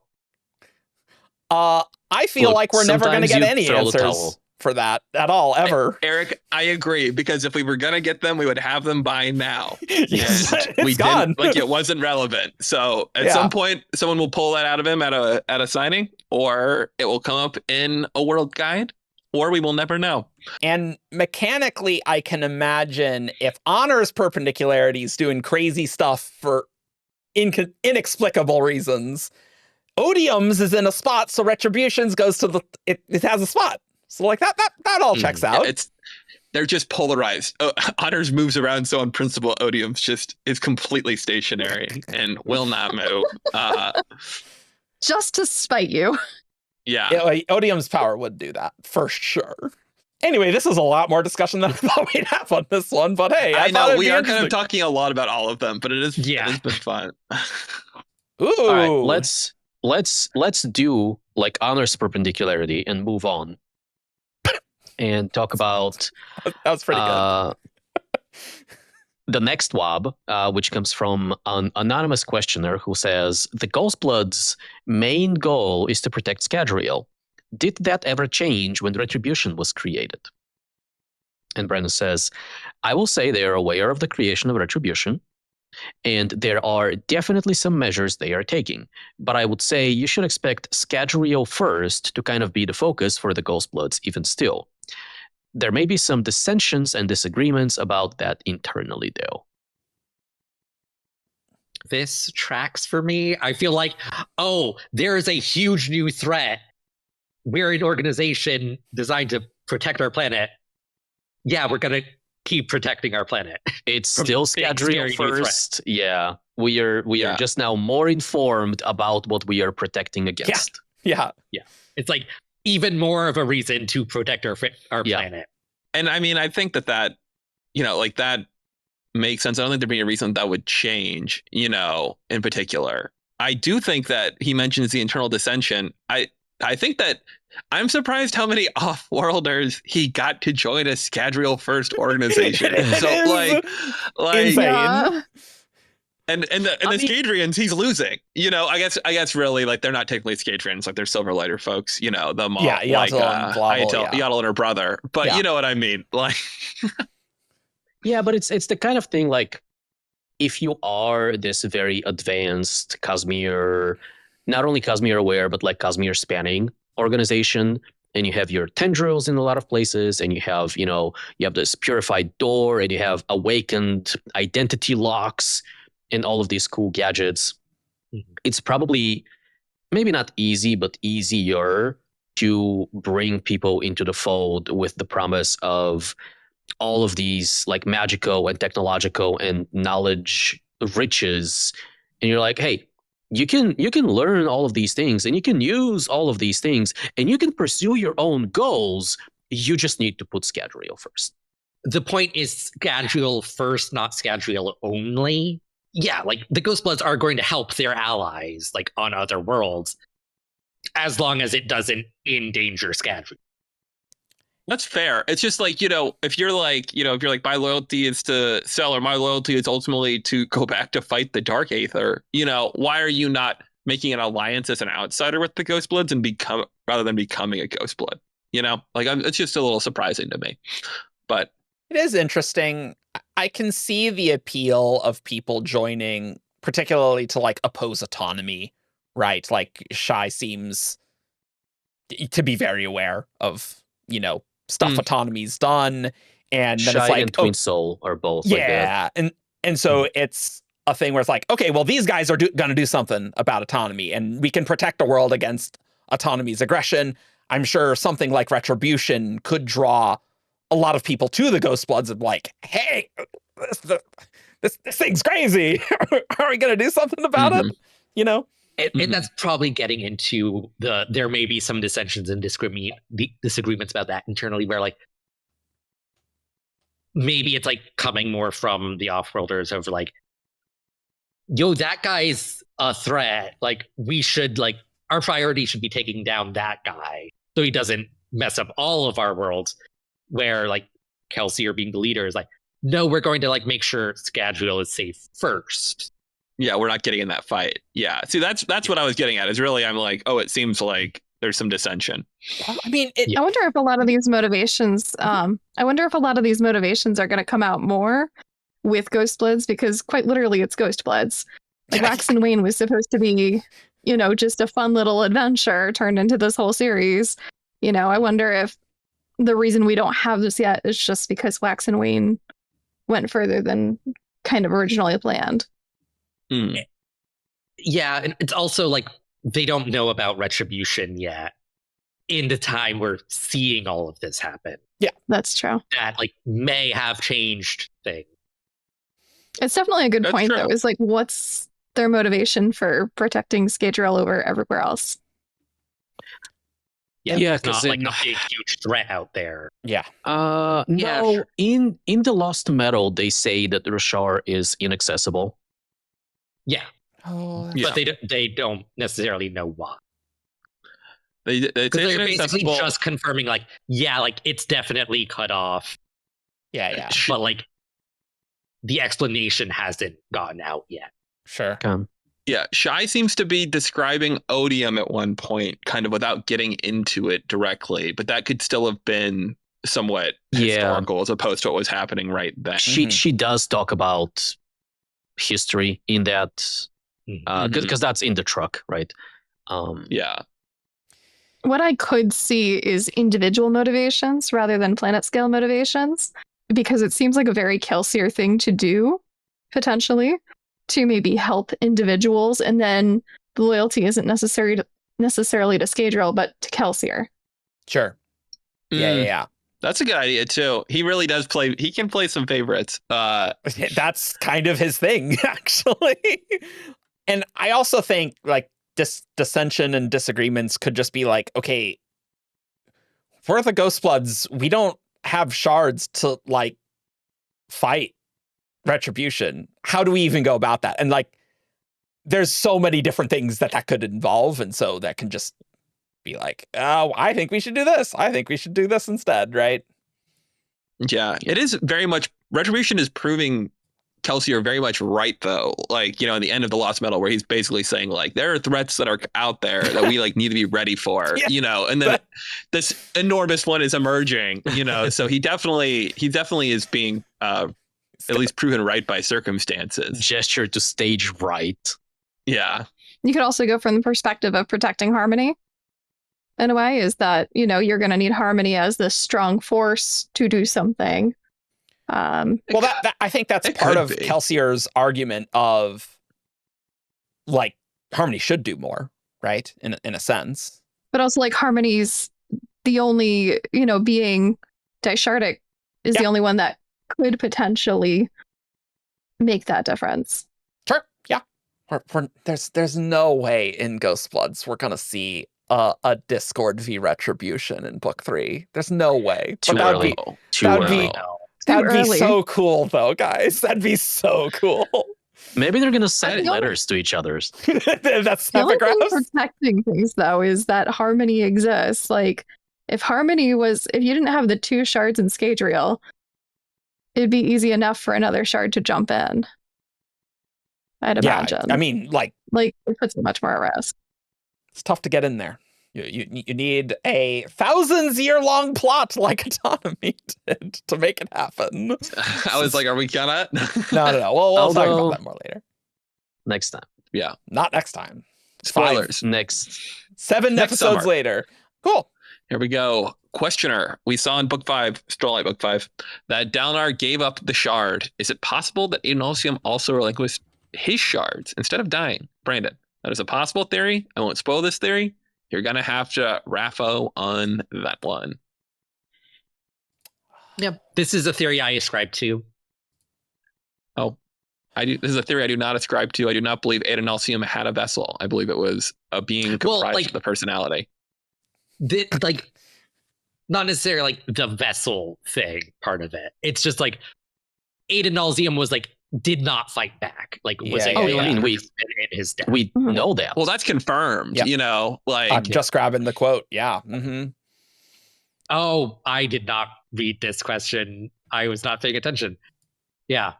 Oh yeah, like Adonalsium no longer exists. Because I just don't think that like a la Tanavast, a person fell to the earth, you know, when Adonalsium died. I don't believe that happened. No, that I do agree with you. He willingly went along with it. Did not fight back. Yeah. It's possible. Like, it's possible. There's no reason to believe that it couldn't be true. That's who Tukks is. Adonalsium's There you go. Shadow. Nailed it. We got the title, guys. We could pull out some Dragonsteel lore and talk about like the first people that were created like way back in the day that were all destroyed. We all know this. We all know it was Tukks. Yeah. Man, these episodes get so off the rails. I love it. I'll be honest. Reading the Wind and Truth quotes, like they see like the two shards and like the terrible clash, and then Tanavast's like, I knew I ate Adonalsium at the end, had not fought us. I think there is some room that Adonalsium could have like yeeted his power away and like kept like a little smidge for like his own consciousness, and that's somewhere else. And then they broke the big hunk of power, and that became the shards. And so there's some dude that is Adonalsium that could exist. Like there's it's a person, not like it's 16 some sort of entity. Sort of entity. Don't bring 16 into this. I hate that so 16, much. 16, obviously. We really need WoB bingo because man, we're going all over the place. God, no. Well, Also, now Tukks was not reading this question. Dalinar did not give up the shard. The shard fired him. Like Tanavast. The shard forced him out. He did not give it up. Dalinar. I don't know if you. Dalinar did. Tanavast got fired. No, Dalinar also got fired. Dalinar went like, I break all my promises, and Honor was like, no, yeet. It's like, what does it mean to relinquish it's sort of a like shard? that's what you would do to relinquish the shard. You know what I mean? Like that's the process by which one would. It's not the way he went to his boss and punched him in the face. That's like yeah, exactly. Like you like, didn't leave. I quit. Yeah. Well, I fire you. I do agree, Ian, that when I think of a vessel relinquishing a shard, I do not think of what Dalinar did, even though that is the thing that obviously happened. So I think that's what you mean, right? Yes. Yeah. It's fair. And to be like Dalinar added the step. Yeah. I guess. I don't know if like could you will the shard away from you, you know, instead of like I don't know. I'm not sure how it works. I think we've been wondering that for a really long time if you could do that. Like I think part of it is that the power is just like so enticing and like your expanded, you know, senses are just, you know, you kind of become one with the power. Yeah. So can you disentangle? I guess Tanavast kind of did this because he yeeted it for his sabbatical, for his 2,000-year-old sabbatical. He sort of like went into like I don't know. He was still had the power. He was just like drifting. He was just AFK. Yeah. Like he was still Honor during that time. He just wasn't doing anything. Yeah. Okay. That is funny. It does make me laugh though to think about sometimes we're talking about shard timelines. We're like, were they just sitting around for 3,000 years? And the answer is sometimes, yeah. Like Tanavast, yes, for sure. Canonical. They were hitting the fast forward button. Yeah. They're in the cadmium bubble. That's why, until proven otherwise, I appreciate shards like Invention, who are presumably going around the Cosmere all of the time and doing things all of the time, instead of like sitting on one planet for 8,000 years and doing nothing. I mean, it was rough. was a rough time. Maybe they're taking meditative breaks in deep space. That's what I always imagine. Is he's just like, all right, now a century. Well, I think about my next life. All right, Bonnie, let's do this next one. All right. So our favorite questioner asks, cognitive shadows are maybe not immortal, but fundamentally very, very long-lived and hard to kill. And Brandon says, sometimes people use the term functional immortality, meaning a lot of them, they don't age. But they can die in other ways. You can destroy the investiture. Well, it can't be destroyed, but you can disperse it or various things. And questioner says, is Hoid a cognitive shadow? Brandon replies, Hoid does not consider himself a cognitive shadow. He says he is not. There are those who would disagree with him. However, there are some unique aspects to Hoid, because the body regrows and these various things. He would claim he is not a cognitive shadow and has never ended up becoming one, that there's continuity of his body, even though it's being recreated, sometimes directly out of investiture. He would actually lump himself in a different category, so would Vasher. But there are some who would think that he is a cognitive shadow. Vasher wouldn't say that he's a normal person.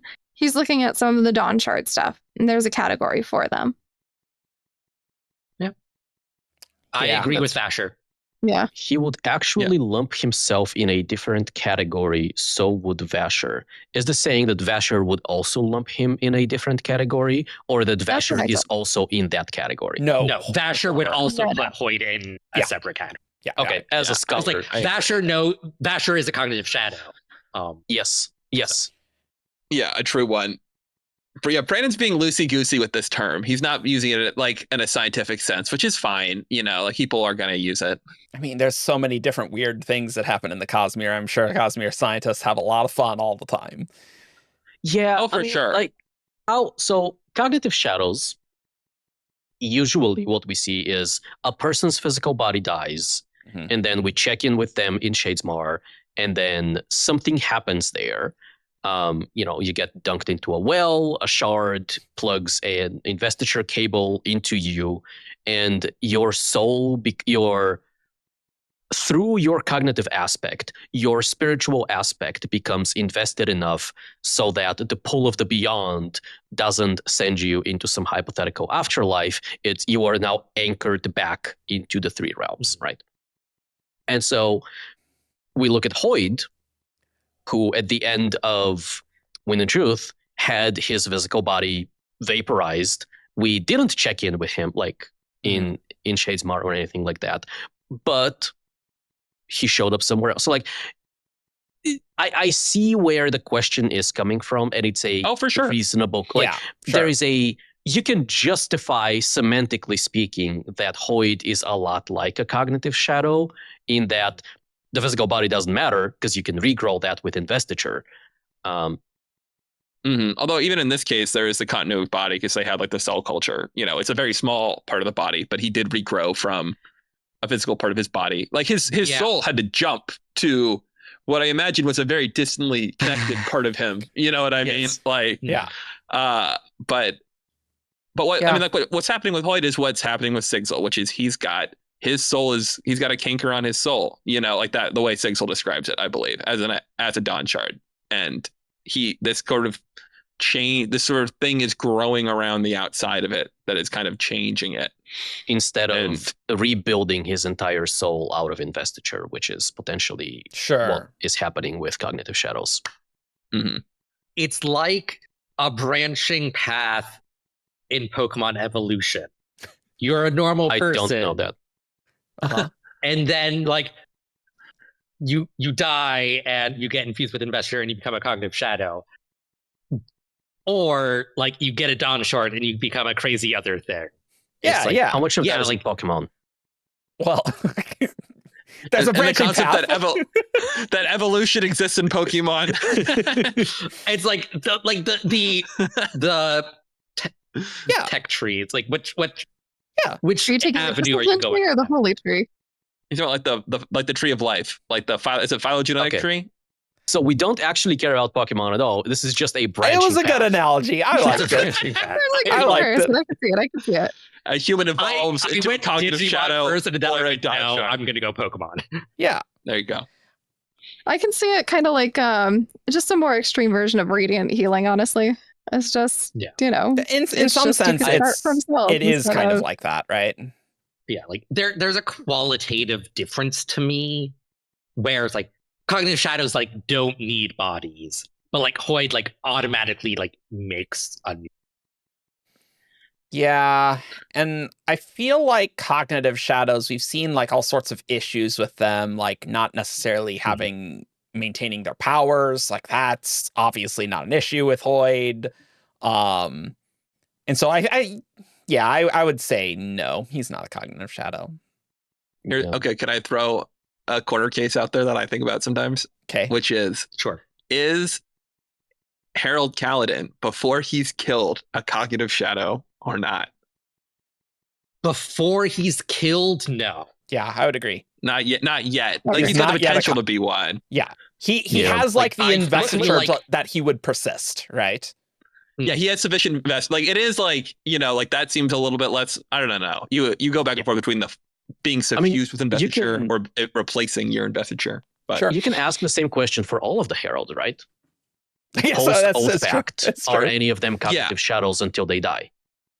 Yeah, no, I was just thinking about Kaladin specifically because he's the one that it's a good example comes to mind. In my opinion, death is an intrinsic requirement to be a cognitive shadow. So sure. Yes, I think I agree with that. I feel like there might be some edge case where you could probably. Has anyone asked about Seth? Well, he died. There is a wob about that one. Yeah, I feel like there must be. Is he? The word stapled is in there. I remember that. Because I thought that was an interesting bit of phrasing. So if you search stapled. Did he get caught early enough that like he didn't need... Seth is not a cognitive shadow. He actually got stuck back in, but the soul is not sticking very well to his body.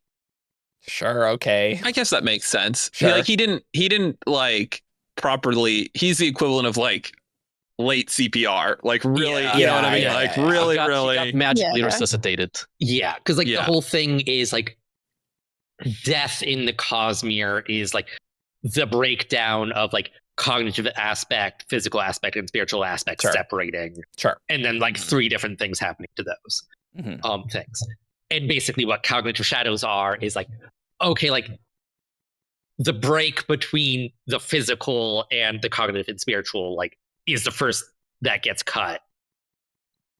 You have no cognitive and spiritual ties. get stabilized. To some degree. To some degree. And then for like Seth, like he got stapled back in before like the break between the physical and the other two aspects like was fully gone. Yeah. His soul was never suffused with investiture to cause it to persist. I think if he died, I think he would still just die. I don't think we don't think Seth would persist, right? I think he'd die. I agree. Yeah, I guess that was the plan we learned. Well, we'll talk about that in the spoiler stream. I was thinking with this how the Heralds are more close to Hoid on the scale of cognitive shadows. Like if Hoid's not cognitive shadows, Heralds are more on that side with Hoid, with like their body being recreated with investiture, I think, and like continuity of magical abilities and things, whereas like others less so. I will agree that in the spectrum of cognitive shadows, Heralds are the most similar to whatever's going on with Hoid. Of the ones we've seen, I would not place Hoid on that spectrum in any way. I do agree. That is the thing you said that you agreed with is what I was trying to say. So yes, agreed. That sounds like there's a term for that. Is it convergent evolution? Where two very different things end up looking similar over time. Yeah. Okay. Well, then I guess here's a question: is if Hoid did not have his cell culture, would he have been dead, or would he have popped up somewhere? You know, if you were able to, if Ullum had forgot to feed it, and Raze had blown him up, would Hoid have been like a herald and still come back somehow, or would Hoid have been gone? I believe, yes, he would. His body just would have popped up probably where it was, which is like, like he'd like be birthed out of the Silverlight perpendicularity or something, like some sort of central well of power. So I would either pop up in a random place or like pop up where he was beforehand, which if he was completely obliterated, probably not a place he wants to be. Whereas like the Cells culture, like would be the largest cult, is basically a safe respawn point. I would go with the Mythbusters route of possible but not probable. In that, I think, given that, imagine not a single cell is left, I think we wouldn't have Hoid anymore. Yeah, I think he could die. But I imagine, yeah. But I imagine there's always going to be something. I don't know if a fingernail clipping would be enough. But like, now we're getting into the real question. Fingernail clipping would do, like. Does hair? I think. Why did he not pop into Shadesmar like any other person who dies? Because he didn't. Probably just because the soul is just yeeting to the other, like the nexus of living cells, right? And then he didn't have a brain anymore. Like it went right to his physical aspect, and then he didn't have a brain, so he wasn't aware of anything for like a period of time. Yeah, I don't know. Yeah. So I think it's just automatically doing that instantaneously. Do we think heralds pop into Shadesmar when they die? See, that's kind of the thing that like I was thinking about, like what state are the heralds actually in? Because like I could see a universe where it's not this universe, but I could see a way Brandon designed it where they pop into Shadesmar in full physical bodies, right? Like that's possible. I don't think that's what we have here, but I don't think we really know exactly the state of the heralds, especially the state of the heralds on Braze, what that actually looked like, right? Like it's really kind of been loosey-goosey. They definitely get bodies when they return to Roshar, for sure. At some point, yeah. I don't think they pop back into like the point on Roshar in the cognitive realm where they died. I think they naturally get yeeted back to Braze. Sure. Okay. Because are of they the on soul Braze suck? in the cognitive? I don't know if it's because it could be part of the soul suck metal at the core of the planet. Or it just could be like that's how they were designed to act. It doesn't. There definitely has to be a non soul suck way to transfer it, because we know that they can call souls back from Braze as well. You can draw them. Like Lesian felt the pull, quote unquote, and then was reincarnated in the body just before El killed him. So they can definitely do the inverse. So it can't just be like maybe they make use of it to take things to Braze, and when you call a soul back, you're using some other way to do it. But there has to at least be some way to do it without the metal. Like it could be like, because like when we're in the cognitive realm, like we don't see souls popping up on Roshar. So it could just be like part of like Braze being what it is, like naturally pulls all that stuff to itself. So it's like the brief period when like a normal person is hanging out in the cognitive realm before they go beyond, like happens on Braze, because like everything just gets like sucked in. And then like the soul's like traveling away from it, like to like the heralds, like going back to Roshar, or like the fuse, like going to get bodies is just like is possible, because obviously it happens. Like is just like a process of work against that pull. Just a kind of a tangential question. Now we're really getting into it. When you do we think that normally you can see people when they die? Normally people can see them manifest in Shadesmar? Like Hoid seems to be able to see Kelsier, and Kelsier can see other souls, but he's the same state as them. Yeah, that's what I was thinking too. We've only ever seen like people's souls pop into Shadesmar after they die from Kelsier's perspective, who is already dead. Yeah. Mm-hmm. And when But, he like- interacts with people, he's already been made into a cognitive shadow by that point. Yeah. And also Yeah, Hoid. because like I You know. was just about to say, but like Chris sees him. But like he is a cognitive shadow at that point. That's interesting. Yeah, because I think that I just feel like at some point there is a line in one of the books where someone says something along the lines of like, well, you're not the same, like they're in the same condition as you. You know, that's why you can there see is them. But I something could like be, that. There is something I like can't that. remember specifically enough where that is to pull it directly out of my brain right now. But That just feels weird to me. I don't know. I mean, I don't think that every soul on Rashar is getting yeeted to Braze, because we see Eshonai die, and that doesn't happen to her. I'm literally in Eshonai's You don't dying see her chapter. post to death. Yeah, Well, we do, because she rides with the storm, the Stormfather. true. So the only quote true. of like where she is, there's no Shadesmar words. She closed her eyes and found herself drifting in a place full of light. That's it. That's all the physical description that there is. And then Eshonai talks with the Stormfather, and then it's like, oh, she doesn't have eyes, and then becomes a storm. So that seems to me like they're not necessarily having an experience in Shadesmar, right? Like it's kind of, Or at least Eshonai has already been grabbed by the Stormfather and brought into like a spiritual realm. Okay, that's a fair point, actually. Maybe The that. That is- God Forge. She's in the Godforge, obviously. Obviously. The God, Obviously, forget. she's in the God did you just get Forge. bingo? Maybe. Hopefully not. Hopefully she's not being crafted into a spren. That's Can you probably imagine? most likely. Yeah. But Hmm. I don't think I think that souls are popping into Shadesmar on Rashar, and we're just not seeing them because we're mostly not looking at them from the perspective of someone who's also dead. Like I suppose there's precedence with that, and that like Spren are not always visible to everybody in the physical realm. Haven't we seen battles though where they're on the Shadesmar side and just seeing the flames flicker out and they don't see anything? Yeah, we see the lights go out because we Yeah, see and when that's it. the sailors get Yeah, killed you've on the seen Wind's people Pleasure. die. Yeah. Yeah, And, like that's all we get.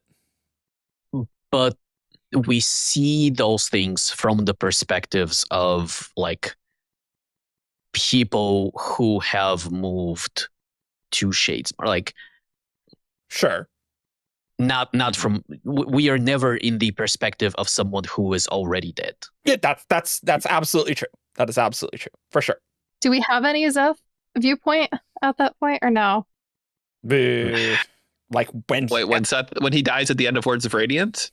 but then Yeah. not really. No. No, he just wakes up again. There's no death POV. Yeah, it's just because I darkness. remember it was the most disappointing moment of my life in I know. Stormlight. There's also Scadrial's weird, right? Mm-hmm. Eh, I don't like attributing too many things to that, but Scadrial is weird. All cases are corner cases in the Cosmere, That is- Brandon. Yeah, That's more true than it is not. I like. You're right. I don't like attributing things to Scadrial is weird. Whereas, like, which is why I like the Braze sucks up all of the souls automatically, because that does explain why we wouldn't see them. What do the books actually say about Braze? Its core of strange. This is not the side I want to be on. Oh yeah. It won't be called Braze there, so it's a little tricky. Did they say did the book confirm it's named after Reyes in like a weird way? I think it in did. a weird way. I think yeah. it did. Yeah.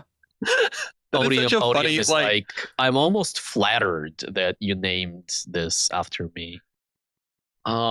There were other worlds like, here. What hey, I got you this. humans- I named this bench after you, but if I call it Evgeni, and you're just like, well, why didn't you just name it after me? Like, why did you change it? Kind of. I did find the first instance of go ahead.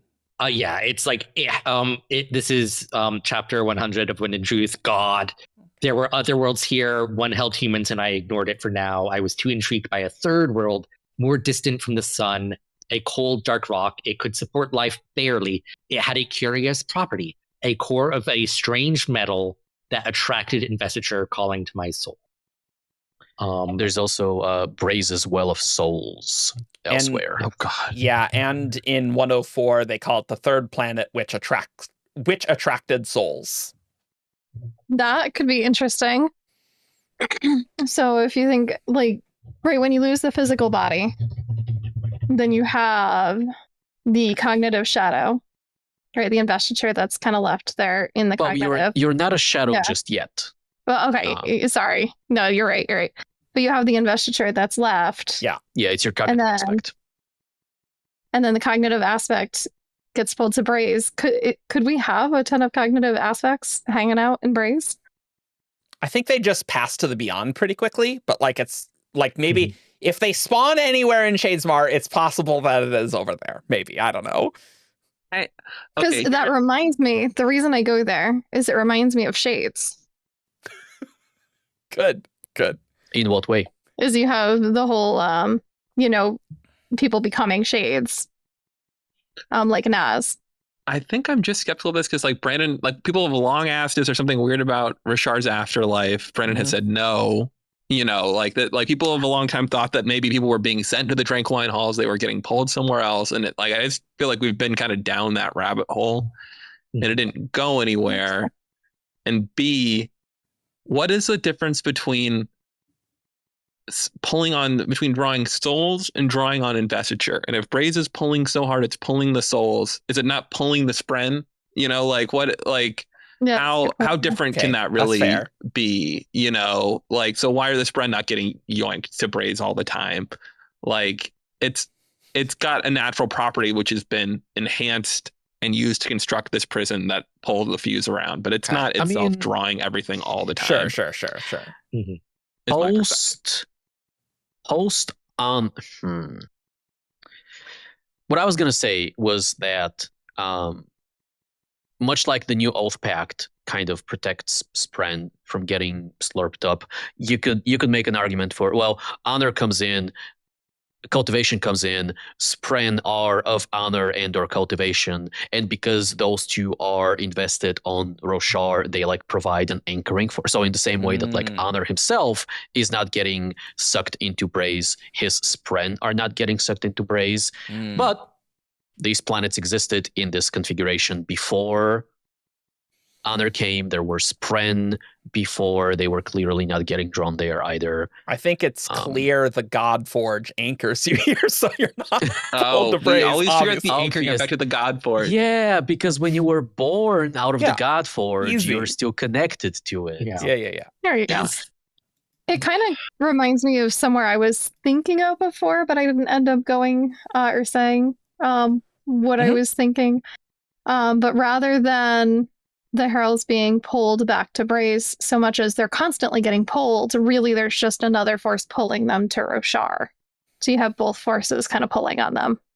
What would the force pulling them to Roshar be? Like some connection be something to do with the Oath Pact, maybe? Or to honor? Maybe I like, in my mind it's just simpler for it to be like things aren't yet, like the things that are directly involved with Braze that have been bound to it, the souls of the fused and the heralds can be drawn by Braze. Yeah.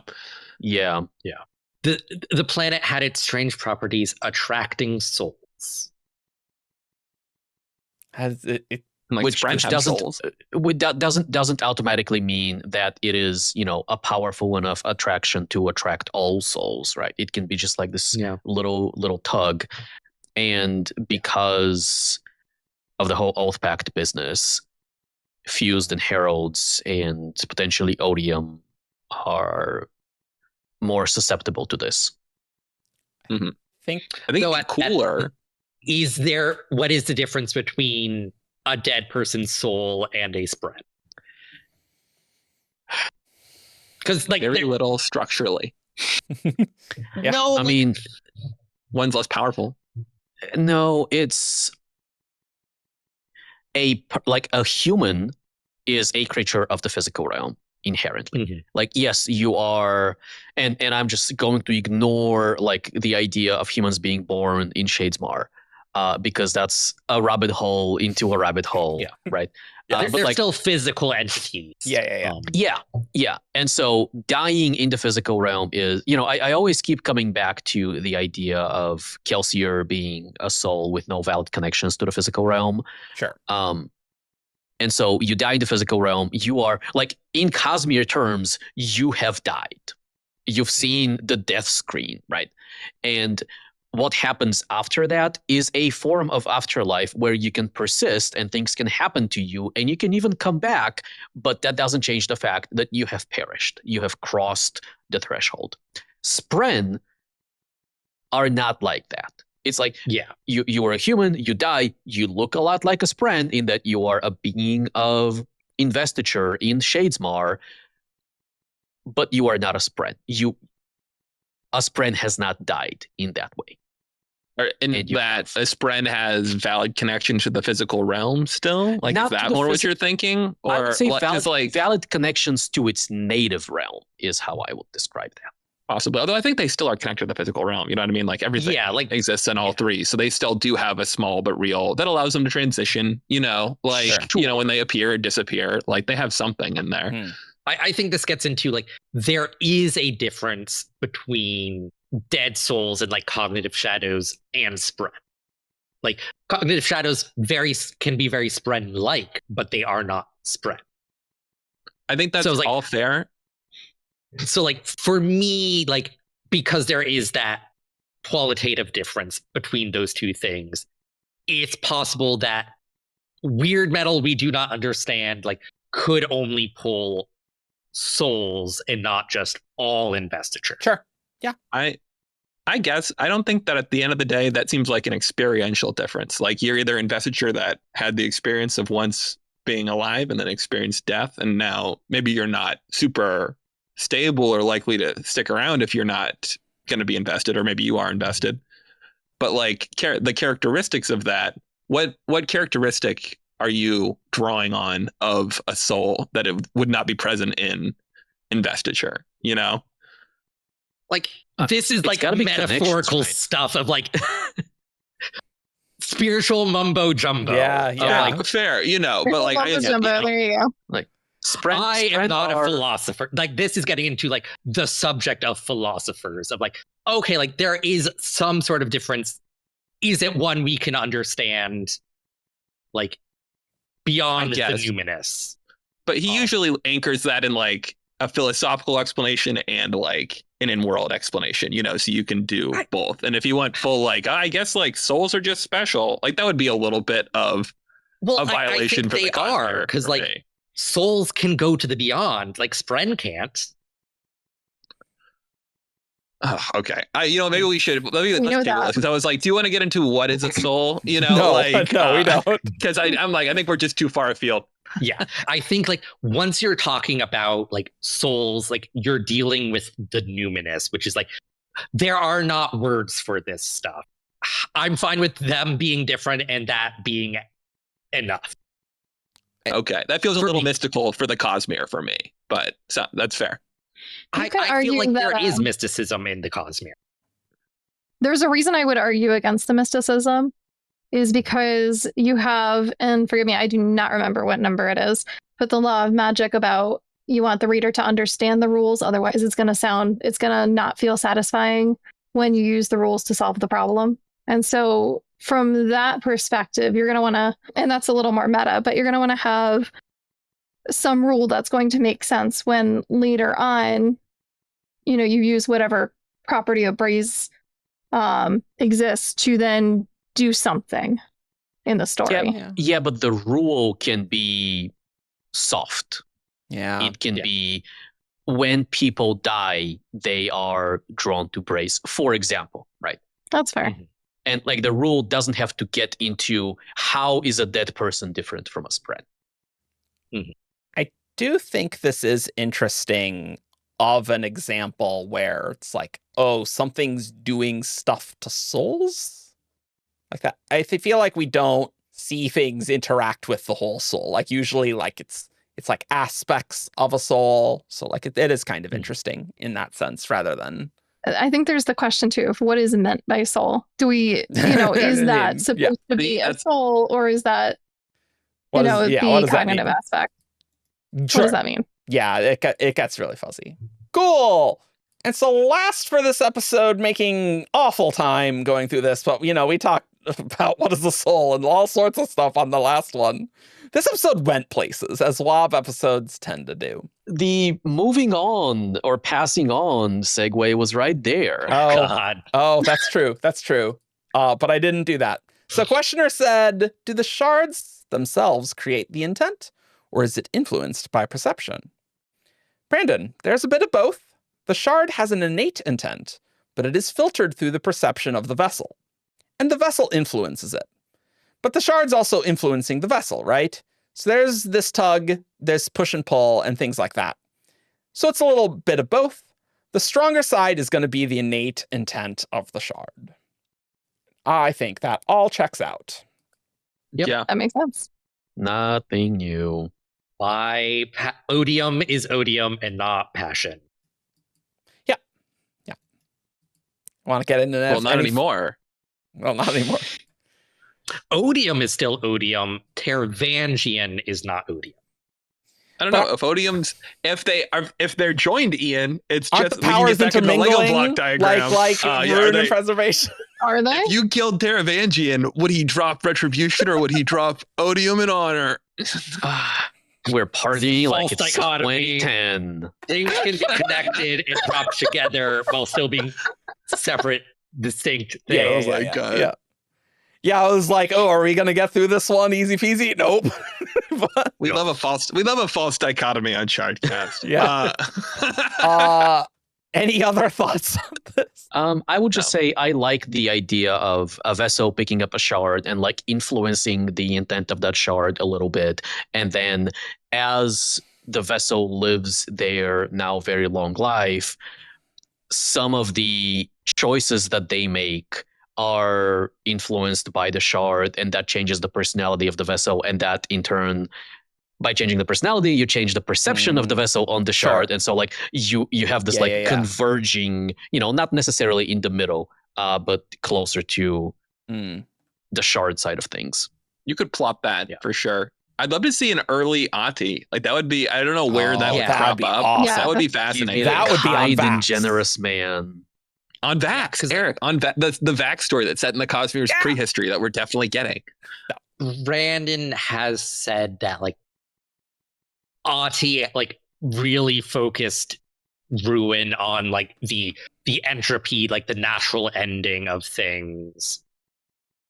Whereas like a more evil person ascending to ruin may have gone more into the mayhem and destruction. Sure. Yeah, where you see that, I feel like crop up in like the inherent nature of the Inquisitors, like where they're like a little more like you see that aspect of ruin. Yeah, it's definitely an aspect. And you also now have you have both Tanavast and Dalinar pushing honor more towards like the most honorable thing isn't necessarily keeping to your oaths. Sometimes the most honorable thing is to break them. Integrity. Yeah, pushing towards that. Yeah, which is like another level of vessel kind of changing the shard. I think that we've maybe not seen. Yeah, it's like how does this affect like shards who are becoming self-centered? Yeah. Like because that opens up the door of the shard can learn and grow and develop on their own. If the honor entity, bringing back that term, hell yeah, decides that like honor means something different, does that change the intent? Yeah. Honor breaking an oath. That would be a moment. I think that's kind of where it has to go, right? Like with the whole, the war will happen unless the powers decide it. The war stops, right? The more we learn about shards and vessels and the interaction between them, the more I go like, who invited Reyes to that party? He invited himself. He heard them playing it. We're and he was like, wow. Oh, that's a good point. Yeah, that's true. Like, may not have liked the guy at that point, but like, he liked him at some point. Probably thought he was pretty competent. Yeah, maybe competent. maybe he's just that friend that you just leave in the friend group too long that you like, no, you gotta cut this guy off, but it's just like, yeah, well, and then you just kill God, you know? Like, who'd... Didn't we learn in Win in Truth that he's the one who put Ishar in touch with Odium? You know, like, was that not a thing in the book? Yeah. I think we knew that before Win in Truth, wasn't it? I don't know. I thought that was a new one, but I could be wrong. I knew there was a line that said who do you mean by he? Hoid.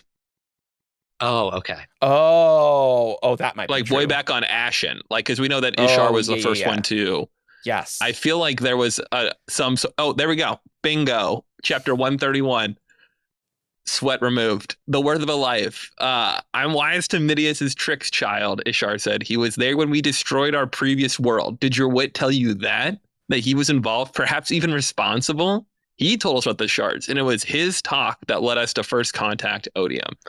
Okay, that is a little different. Not quite that. It is a little different. Yeah, it is a little different. Yeah. Can I just say, Ishar makes me so mad there. He's so not mad very at nice. his book. I want to jump into the book and start fighting with him and just argue with him. Like, no. Oh, I love Ishar. I don't know that early Hoid, he might not have been that nice. You know what I mean? That's true. Like, Yeah. we really don't know kind of what his character was like. And, you know, he certainly didn't discourage them at least sufficiently from contacting Odium. So he told them some stuff, like, you know. Yeah, I mean, like, Hoid Vision is a complicated person. Like, I would not call him at any point good. Like he's acting according to like what he wants to happen. He's kind at times. He's kind. He's kind at yeah. times. Like he's kind, he's not good. Says he's not kind. True. I think that's belied by his actions. I'd agree. But I don't think the group of original vessels like were necessarily like kumbaya, we're all friends and in this together. Like they are a group of enemies that some friends, some enemies that agreed on a thing that needed to happen, and that was Adonalsium being taken down. They worked together to do that. Yeah. Incentives aligned. And like race was necessary for that. He had something to offer. You're not getting 16, 17 people to agree on where to go to lunch, much less other alignment things. Like, come on, guys. And he is at least like when we get at least a little bit and went into some of the characterization of like the classes of the shards and like their pre-existing relationships, you know, and like Tanner, you know, Vraze talks to Tanner like he's like, oh, you're like a low class like craftsman, you know, and like the implication I get, like Vraze walks around with the scepter, like he was probably some level of lord, you know, back on Yolan. Like I'm sure he had power, like and they needed his resources or something to get. Yeah. Mm-hmm. Okay. God, Race is such an asshole in the book, though. It's kind of great. I loved seeing early Race just be such a dick. It was so good. Cool. So, everyone, we have way more WoBs to do, but for now, we're going to head on over to Who's That Cosmere Character? This character is from Roshar. Menace, Tien, Tom, Raise, Hoid in drag on a horse. It's time for Who's That Cosmere Character? Caw. Welcome to Who's That Cosmere Character, the game show where you send 5 clues in a character to WTCC@17shard.com. I read each clue aloud, and after each clue, these guys have a chance to guess who's that Cosmere character. And Grace, who gives me the regular ones, she's out. So I don't have any regular Who's That Cosmere characters, but I do have a lot of priority ones because I was like, hey, yo, I need some more. So I got a lot more. So if you are a Herald on Patreon, I mean, I guess this is the first time I've ever done that where I'm like, yo, I need them. I need Who's That Cosmere characters right now. But you can be a Herald on Patreon for $10 a month, and you can submit things to our priority queue, and will be read faster. And we do get through the priority queue at times. Eventually. This is the first time that it's happened. Don't be too tricksy though, because if I don't know who the character is, I'm probably not going to do that one. That's the rule. All right, that seems pretty safe. All right, and this one is sent in by longtime herald and keeper, Mr. Duck. We love Mr. Duck. Mr. Duck. And clue 1: this character has friends. Kaladin. Kaladin. Damn. Adolin. It's not Adolin, but he definitely does for sure. He's got a lot of fake friends, is what Adolin does. I think he has a lot of actual friends. He finds them, but what's Radiant Adolin? A lot of fake friends. It says friends, does not say good friends. That's true. I mean, obviously, a lot of options, right? Mm-hmm. Maybe nearly endless options. Is there anyone aside from maybe Strap Venture who has no friends? Let's go with. I didn't have friends. I mean, I guess I'll take inspiration from the Cell call out and go with Raiden. It's not Raiden. He did have good friends. That was a good one. That's true. I'll go with Painter. It's not Painter. I like that. Mm. Clue 2. Nicaro. They are not from Mershar. Oh, thank you. Sean Ilariel. It's not Sean Ilariel. We love Sean. She's never had a friend in her life. She's got That's allies and enemies. yeah, friends. Yeah, that is sycophants. Sycophants. What are sycophants if not friends? That's a good point. Yeah, that's true. I mean, that's the only friends I get, right? So, what about Vin? It's not Vin. I did think about Vin too. Yeah. Okay, I will draw inspiration from the swab that we talked about for 30 minutes. Okay, and cool. Go go with Tanavast. It's not Tanavast. It's not Tanner. Tanner. God. I loved that. I loved that. I did. That was pretty fantastic. It was good. Mhm. It's just like Tanner's such a millennial, like we all know a Tanner here, right? On this show. Oh, yeah. Like, yeah, for sure. Good friend. Yeah, I don't. Yeah. Well, okay. Yeah. Did somebody guess Kelsey already? Nope. No one's guessed Kelsier. Is that your guess? Yes. It is not Kelsier. I thought about Kelsier. Clue 3. Hoid has been in the same room as them. Oh, okay. Just narrow it down. I'll go with about, Risen. Song the Bold. It's not Risen. It's not Lightsong. Galadon. It's not Galadon. Has Hoid been in the same room? Is Galadon? I guess they have been in Beggar the same Hoid. room at different times, but not together. Oh, I No, like that. they meet Beggar Hoid in Elantris. He's around. They don't know who he is, but he's there. Does Galadon do that, or is it just Raya? I think so. He's bringing them Serene, in. I think, right? Okay. Serene He's is the like one hanging that's around the wonderful. Elantrians. You know, I don't know if there's like a scene where he's like, "Hi, Galadon," but like, No. I think he has like 2 lines at most. yeah. And one of them is not Hi, Galadon. At least you're not putting it on me. The other one is, dang it, I couldn't become an Elantrian again. Shy. It's not Shy. Who's her friends? Is Galatona a friend? I guess like other Ghostbloods. Oh, okay, fair. Yeah, I yeah, forgot that she showed up again. I was just like, she's kind of a loner in that room. You know, Yeah. that's why she had a lot of people. We did see her again. I don't know. I think Galtona. Clue 4. A main character describes them as gorgeous. Oh, Mm. what about Blushweaver? It's not Blushweaver. I mean, fair point. That's a valid guess. Valid. Pretty good. It's actually pretty Is good. it Cicerna? No. That's Siri for the members of the audience. Yeah. Who, For the 95% of people who don't know that's her full name. 95? Yeah. 95? I think that percentage is higher than 95. More pulled people over can from say when Rock's actual name than probably know that. that's probably true, actually. That's probably Yeah, true. that's probably true. Makia Kia Lunamore. Yep. I Maybe. messed up. It's I don't know. partway through. I'll just say yup and agree. People say it, and I'm just like, that's plausible. It's You yeah, know, it's I'm just plausible never for sure, sure. you It's know, like- plausible for sure. Chris. It is not Chris. He said Klitz. I was like, what? We have one more. Is it Bonnie? I think it's Bonnie. Yeah, that's Mhm. me. It is funny. I see you are employing the Eon tactic. Yeah. Oh yeah, Yes, that's a I classic. Look at the books and you'll have ideas. You You gotta look at look the- at the books. You gotta spin. The answer's right in front of you if you think about it, you know? Yeah, Like, it's true. It's Somewhere over in there. there. Look, Evgeni, you No, 'cause I spun the don't Wheel have of the Worlds Relinquish and you everything. nailed it in the Who's That Cosmere character. You're like, I'm gonna guess No, it's all Serenity. about the Mind Palace. Yeah. Is it? Oh, what's her name? Description works. Akane? Is that how you? It is It is. Akane. Hey, Wow. hell yeah. oh, yeah. yeah. Yeah. The And- sculpture. Yeah, it works. There's the Hoid coat rack. It's in the same room Yeah. for sure. Didn't really Yeah. interact, but you know, it's coat rack. But Mhm. and then Mr. Duck says Yumi calls Akane gorgeous. So Yeah.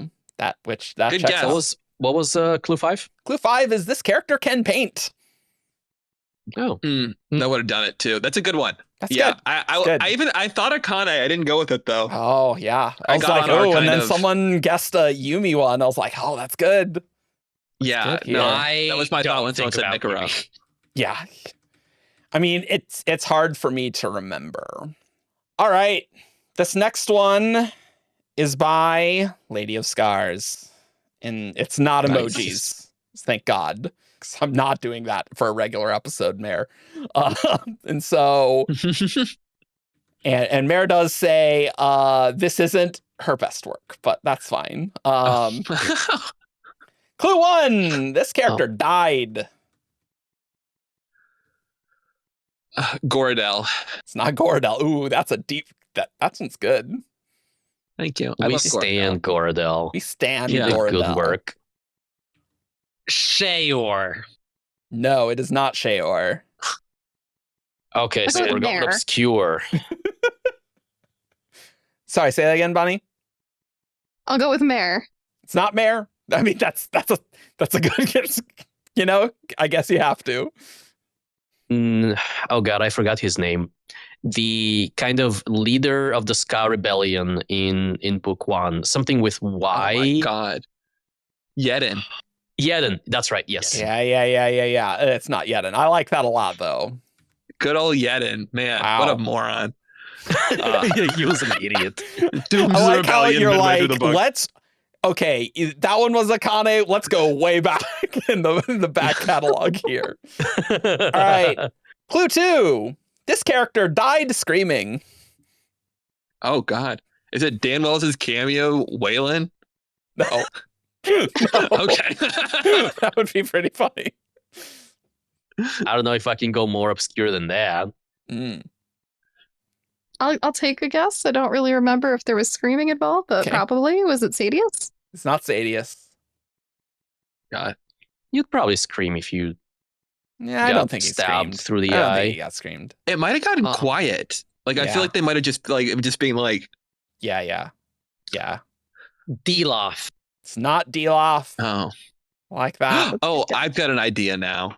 Wow, I cannot think of names today. Wow. Yeah, I mean, descriptions are fine if it's specific. Yeah, but I want to try. Yeah. We're a team. Shmone. Evgeni, unless I've got it. Shimon, you said? Shmone, yes. It's not Shimon. I like that too. Wait, who?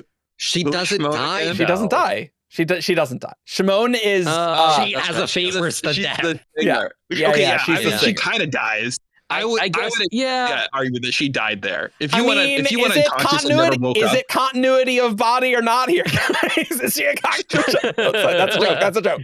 Uh-oh. I would argue it's fate worse than death because like she doesn't go unconscious. Like Yeah. she like God. gets lobotomized. Yeah, I think that's worse. Like, for that's sure. worse. oh god, That's worse for sure. I just Like Damn. she is But, aware like, you know, of it all. She can feel like things going away. Yeah. Yeah, but that's not what the clue's about. Well, she didn't die. So there you go. Did not die. what she did. She did eventually die, folks. Okay. I will confirm. No, she, the like, duck is- she Probably did stunts. die screaming. Statistically, yes. It's true. True story. All right, clue 3. This character died screaming in a battle. Oh, damn. I was going to guess D-Lop's wife was literally my guess, but that definitely wasn't true. Okay. I like battle this for her conceit, Mayor. life. This is fun. Okay, it's just getting longer and longer. Mhm. And now I'm That's right. thinking Yeah. Could this be- how many characters on Dalinar died screaming in a battle? A lot. A lot. A lot. Helleron? It's not Helleran. I like that a lot. I don't think he screamed, though. Trying to think of I it's gonna just be think a like prominent. screaming like, I'm coming for you. I don't know. Battle cries. Die, Sen, die! He seems like a battle cry kind of person. Skybreakers rule. Oh, We all remember that line from Wave Kings. We were like, what? They're putting it in the anniversary edition. What? No, they already did that, though. no, The 20th anniversary, maybe. Coming The up Litter in Bound. not too many years, Litter but I don't like it. It's twice as much. I mean, Metal Don't do that. Bound is next, right? yeah. Oh god. What about? Oh man. I see. I don't even know if I can be specific enough because there's so many. I was gonna say like, he's one of Dalinar's officers in the Battle of the Tower. It's just like, well, so many That's not of them specific died. enough, my friend. Yeah. No. I don't think like that's pretty obscure. Like you might reject that one. I might anyway. reject that one. I really feel like this is pointing towards Dead Eyes, though, is the thing. Ooh, that's pretty good. I do like that. Like Recreants, Sure. Mm. I do you're think, kind of killing your friend. They you- do scream. though, I think sometimes you could argue whether things are death or not. I think colloquially we said, the Spren died in the Recreants. I think we can say that that's dying. Like, I think that's Yeah. fine. Do they die screaming in a battle though? Like so much? Not really. Like not the ones we saw at least. Like what about? Hey, here we go. I have no idea, so I'm gonna guess this one out of this. Let's go out of pocket here. What about Sigil's friend, whose name I'm forgetting? Which Because one? she, Vienta. the one The one that had a character arc. that died screaming in the battle. Vienta. He's right. Vienta. Vienta. It's not Vienta. I like that, though. Okay. There we go. I Yeah. literally was thinking when Evgeni said that I was like, well, I mean, Sigil killed a bunch of It broke a lot. I did also consider Vienta a little earlier, by the way. And I'm like, Nice. yeah, but did she get dead? It's weird with her. When you Deadeye, you scream. Like I think she probably started screaming when that happened. Probably true. Like didn't they touch the blade? Maybe not. I can't remember. Does that screaming count? I don't know. Was she I a had no sword? guesses. Did she drop as a sword? Yeah, that was the point. Like he killed her so he can use not that so he can use the blade, but like so that She Fire couldn't be doesn't anti Stormlight kill her. So like it's the little death, right? And then he uses the Yeah. blade. Does he use the blade? She must I don't think- drop as a blade. She I don't drops a remember. blade. She literally does. I'm sure. Okay. Okay. My guess is Alend. It's not Elend. Did he? Oh my God, that's sad. Well, his head was chopped off. So I mean, I don't know. Was he able to scream at the end? He kind Like- of embraced it. He did kind of embrace it. He's like, yeah, I know. like I couldn't remember. Yeah. Like, did he just stand there, accept it, or was he like? No, he did. He did Yeah. just stand there, and accept it, because he had Okay. seen the future and knew that like we had already won. I will one up your guess, however, and go with Vin. It's not Vin. Because I do think she screamed when he died, and then she threw herself at Ruin. That's true. That's a good one. Okay. But she stopped screaming. She screamed right before she died. I think it's close enough. She was not I screaming think- during the Seconds process. before death are we talking? Let's get the silent gatherers on the case. How many minutes pre-death here? All right, clue 4. This character died screaming in a battle on Cell. Oh, On Cell. Oh, no. Duke Telrai. No, it's not Telrai. okay. I was gonna guess. I was gonna guess Eondel, but I know it's not true because I know he kills Telrai and then he just collapses and dies. Okay, that's a good. And it's not. Well, it's not Driok Crushed Throat because he lives. Yes. Uh, Physically, at least. On cell. Does D-Lof I die? knew I was right to We already guessed start D-Lof. with D-Lof or It was funny. Oh, already also, guessed I mean, D-Lof. I don't think he screams because Hrathen chokes him to death Yeah, you're right. that's with his monster arm. With his monster arm that he's been That's hiding the whole true. book. That's true. What a I great do- ending. I do forget that was fun. Feed Elantris. That's Yeah. fun. Yeah. Go. People are. Well, I mean, I guess it depends if the sequels happen or not. I was like, people are about to, but I'm like, oh, maybe not. Maybe it'll remain in the dustbin forever. I'm not going to remember the name, but there's a character who stays back, I think, to give everyone else a chance to escape. I think who gives the children a chance to escape? What about Saolin? Is it Saolin? It's not Salen. Hope? I think Bonnie's knocking on the right door. This I think that's not. You're specific enough, talking Bonnie. about. Oh my God, you're talking about the patriarch, yeah. Jenny. The Pope. Wasn't his name I thought Salen? you said Hope, No, and I was it's- very no. confused. You're like, oh, No, the Pope. I know who you're talking about. So is that your it's guess? not Solarin.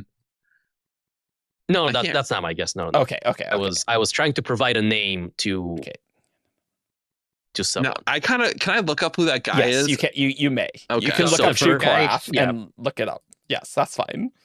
the pretty boy poop. Yeah, the pretty boy. Pope. Yeah. The We all know who the we're talking blonde, about. like long. I forgot blonde about him. hair. Oh, I found it. I I found love it. that. So did I. Oh, Sainalin. Sainalin. Oh, that okay. No wonder. Yeah. Okay. Yeah. Yeah, they end up putting this character that I'm thinking of because he becomes Hoid, and they put him in the In the pool. In the lake. pool, I think, the lake. See, I thought that was Saolin though, which is what I guessed. Yeah, I think Salen sounds right. I don't know who that character's name off the top of my head, but I will say that it is not that character, Bonnie. Okay, we'll go with that character. Because it was like Raoden's band has like a few regulars, right? There is Karate, there is Galadon, and I think Salen is the last one. He's the martial guy with the sword. Yeah. Yeah. Yeah. All right, Evgeni. I think you're up. Right. Dies in a battle on cell, Yes. screaming. Yes. Oh, I almost guessed. I was gonna say a name, but I think that's. I have a King guess. Can I Thunder's make son. a guess before we finish up? Sure. Yeah. Because I you think may- it's our last two, right? Yeah. You may make a guess when I have guessed mine. Yeah. I think to be fair, that would need to be your clue 5 guess. Is that Yes. fine? Oh, okay. That wasn't the last 10. Okay. No. There's got one one more. There's one more. Okay. Scions don't scream like Spren. when No. they- No. No, they just like wander around confusedly. Yeah, it's kind of sad. Yeah. It's sad Yeah. in a different way. like Yeah. hang around their person. Like it Yeah, is. It oof. is actually kind of sad. It's Yeah, pretty sad. but then they got better. So hey, Yay. The core monk that they sacrifice to teleport Mm. to Teod. Mm. You know,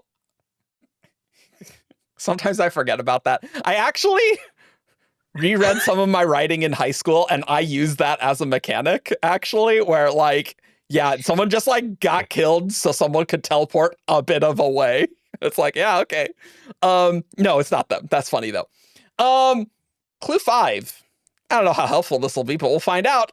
This character died screaming in a battle on cell with a stab to the chest. Karate. No. no, her head was chopped off. I didn't. I knew she died. I couldn't remember how she died. Yeah, her head was chopped off. Has anyone guessed Hrathen yet? I don't think so. I don't think actually. so. Was it Hrathen? It's not Hrathen. He doesn't seem like a Ah, screamer darn. type, you know? I also No. don't remember how exactly he died. No. He neither. he got stabbed. He had been stabbed already because he got stabbed by Fionn, who'd been. Oh, told I think where it was like a gonna be knife. He got by knifed, the- right? Yeah, by the freaking worm, seeing the future, told Fionn where to go stab Hrathen. Yeah. He collapsed after he strangled Dilloff. Rude. Rude. Okay, here's another one. I'll just start talking out. It's not a guess yet. I'm not going to confirm this, but this is another guy who I know exists, which is the father of Matisse, the character in the short story Brandon wrote for Emily, Hope of Elantris. And he is like a real character in the story. Like, he's not a character that was invented for Hope of Elantris. He appeared in Elantris. Like, you know, he just also appeared in the story. And I think his name was based off, like, it wasn't Dayorn, because I believe that was the name of the boy, but he had a Deo-based name, I think. But I kind of don't think he died. No, I don't think so, because her dad lives.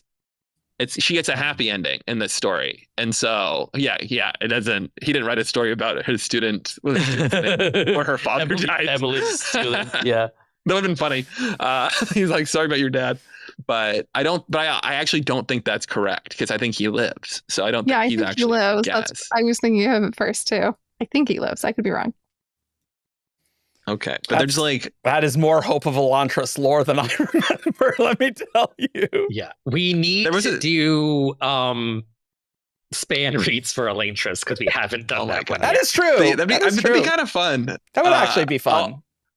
I know the early lore so much better because there was so much less of it, you know, and you're like, it fills up an inordinate amount of space in your brain. Yeah. I mean, it's probably like someone in New Elantris, right? That gets probably someone who gets ganked in New Elantris, or somebody who dies on the Teo-ish side in the battle over there when they teleport over. Yeah, but I don't remember any of them. There's not really any named dock or monks, and I don't think there are any reasonable Elantrian casualties once they teleport there. They just kind of cook them, you know. And it's in a battle, so it's not like any of the maids that get sacrificed. Also, we don't see any of them. And like Luhel doesn't die. He was fighting in a battle screaming. He doesn't die. Okay, maybe Eshin, the queen. That's my guess, so I can just be done with this. It is she got the stabbed. queen. Yes! What? Yes! Queen. Nice! It is. She fights back with the group of fencing women. Yeah. Yeah, it's like a great moment that then they're just like, oh my god, she's dead. And then like, they kind of stop. Yeah, that is a good one. I think great work. Selling yourself short. That was good. I liked the conceit of that. That was fun. I like that a lot. I think this is the second time we've had Queen Ishin, actually. I mean, that's not surprising at this stage. Yeah. No, it's not surprising. You gotta guess the obscure Elantris characters, right? But it's like you remember that the queen, that character, right? It's like, oh yeah. I remember that's a person. All right. You can find us on 17shard.com for all your news, discussion, theories, and fun that you could ever want. Join our Discord, discord.gg/17shard. It's very busy, lots of stuff, lots of discussion of Fires of December and, these WoBs. So if you want to talk about souls, come on in. If you want to talk about what is a soul, come to 17 Shard, and we will. Yeah. And depending on the context, you might need to be in the academia channel or maybe Cosmere. They are not going to tolerate you in many other places, but we. You can support our Patreon for as little as $1 a month on patreon.com/17shard. And yeah, we will see you all next time for more Words of Brandon, probably. More of that. Peace. Ta-ta. Bye. Bye. Caw.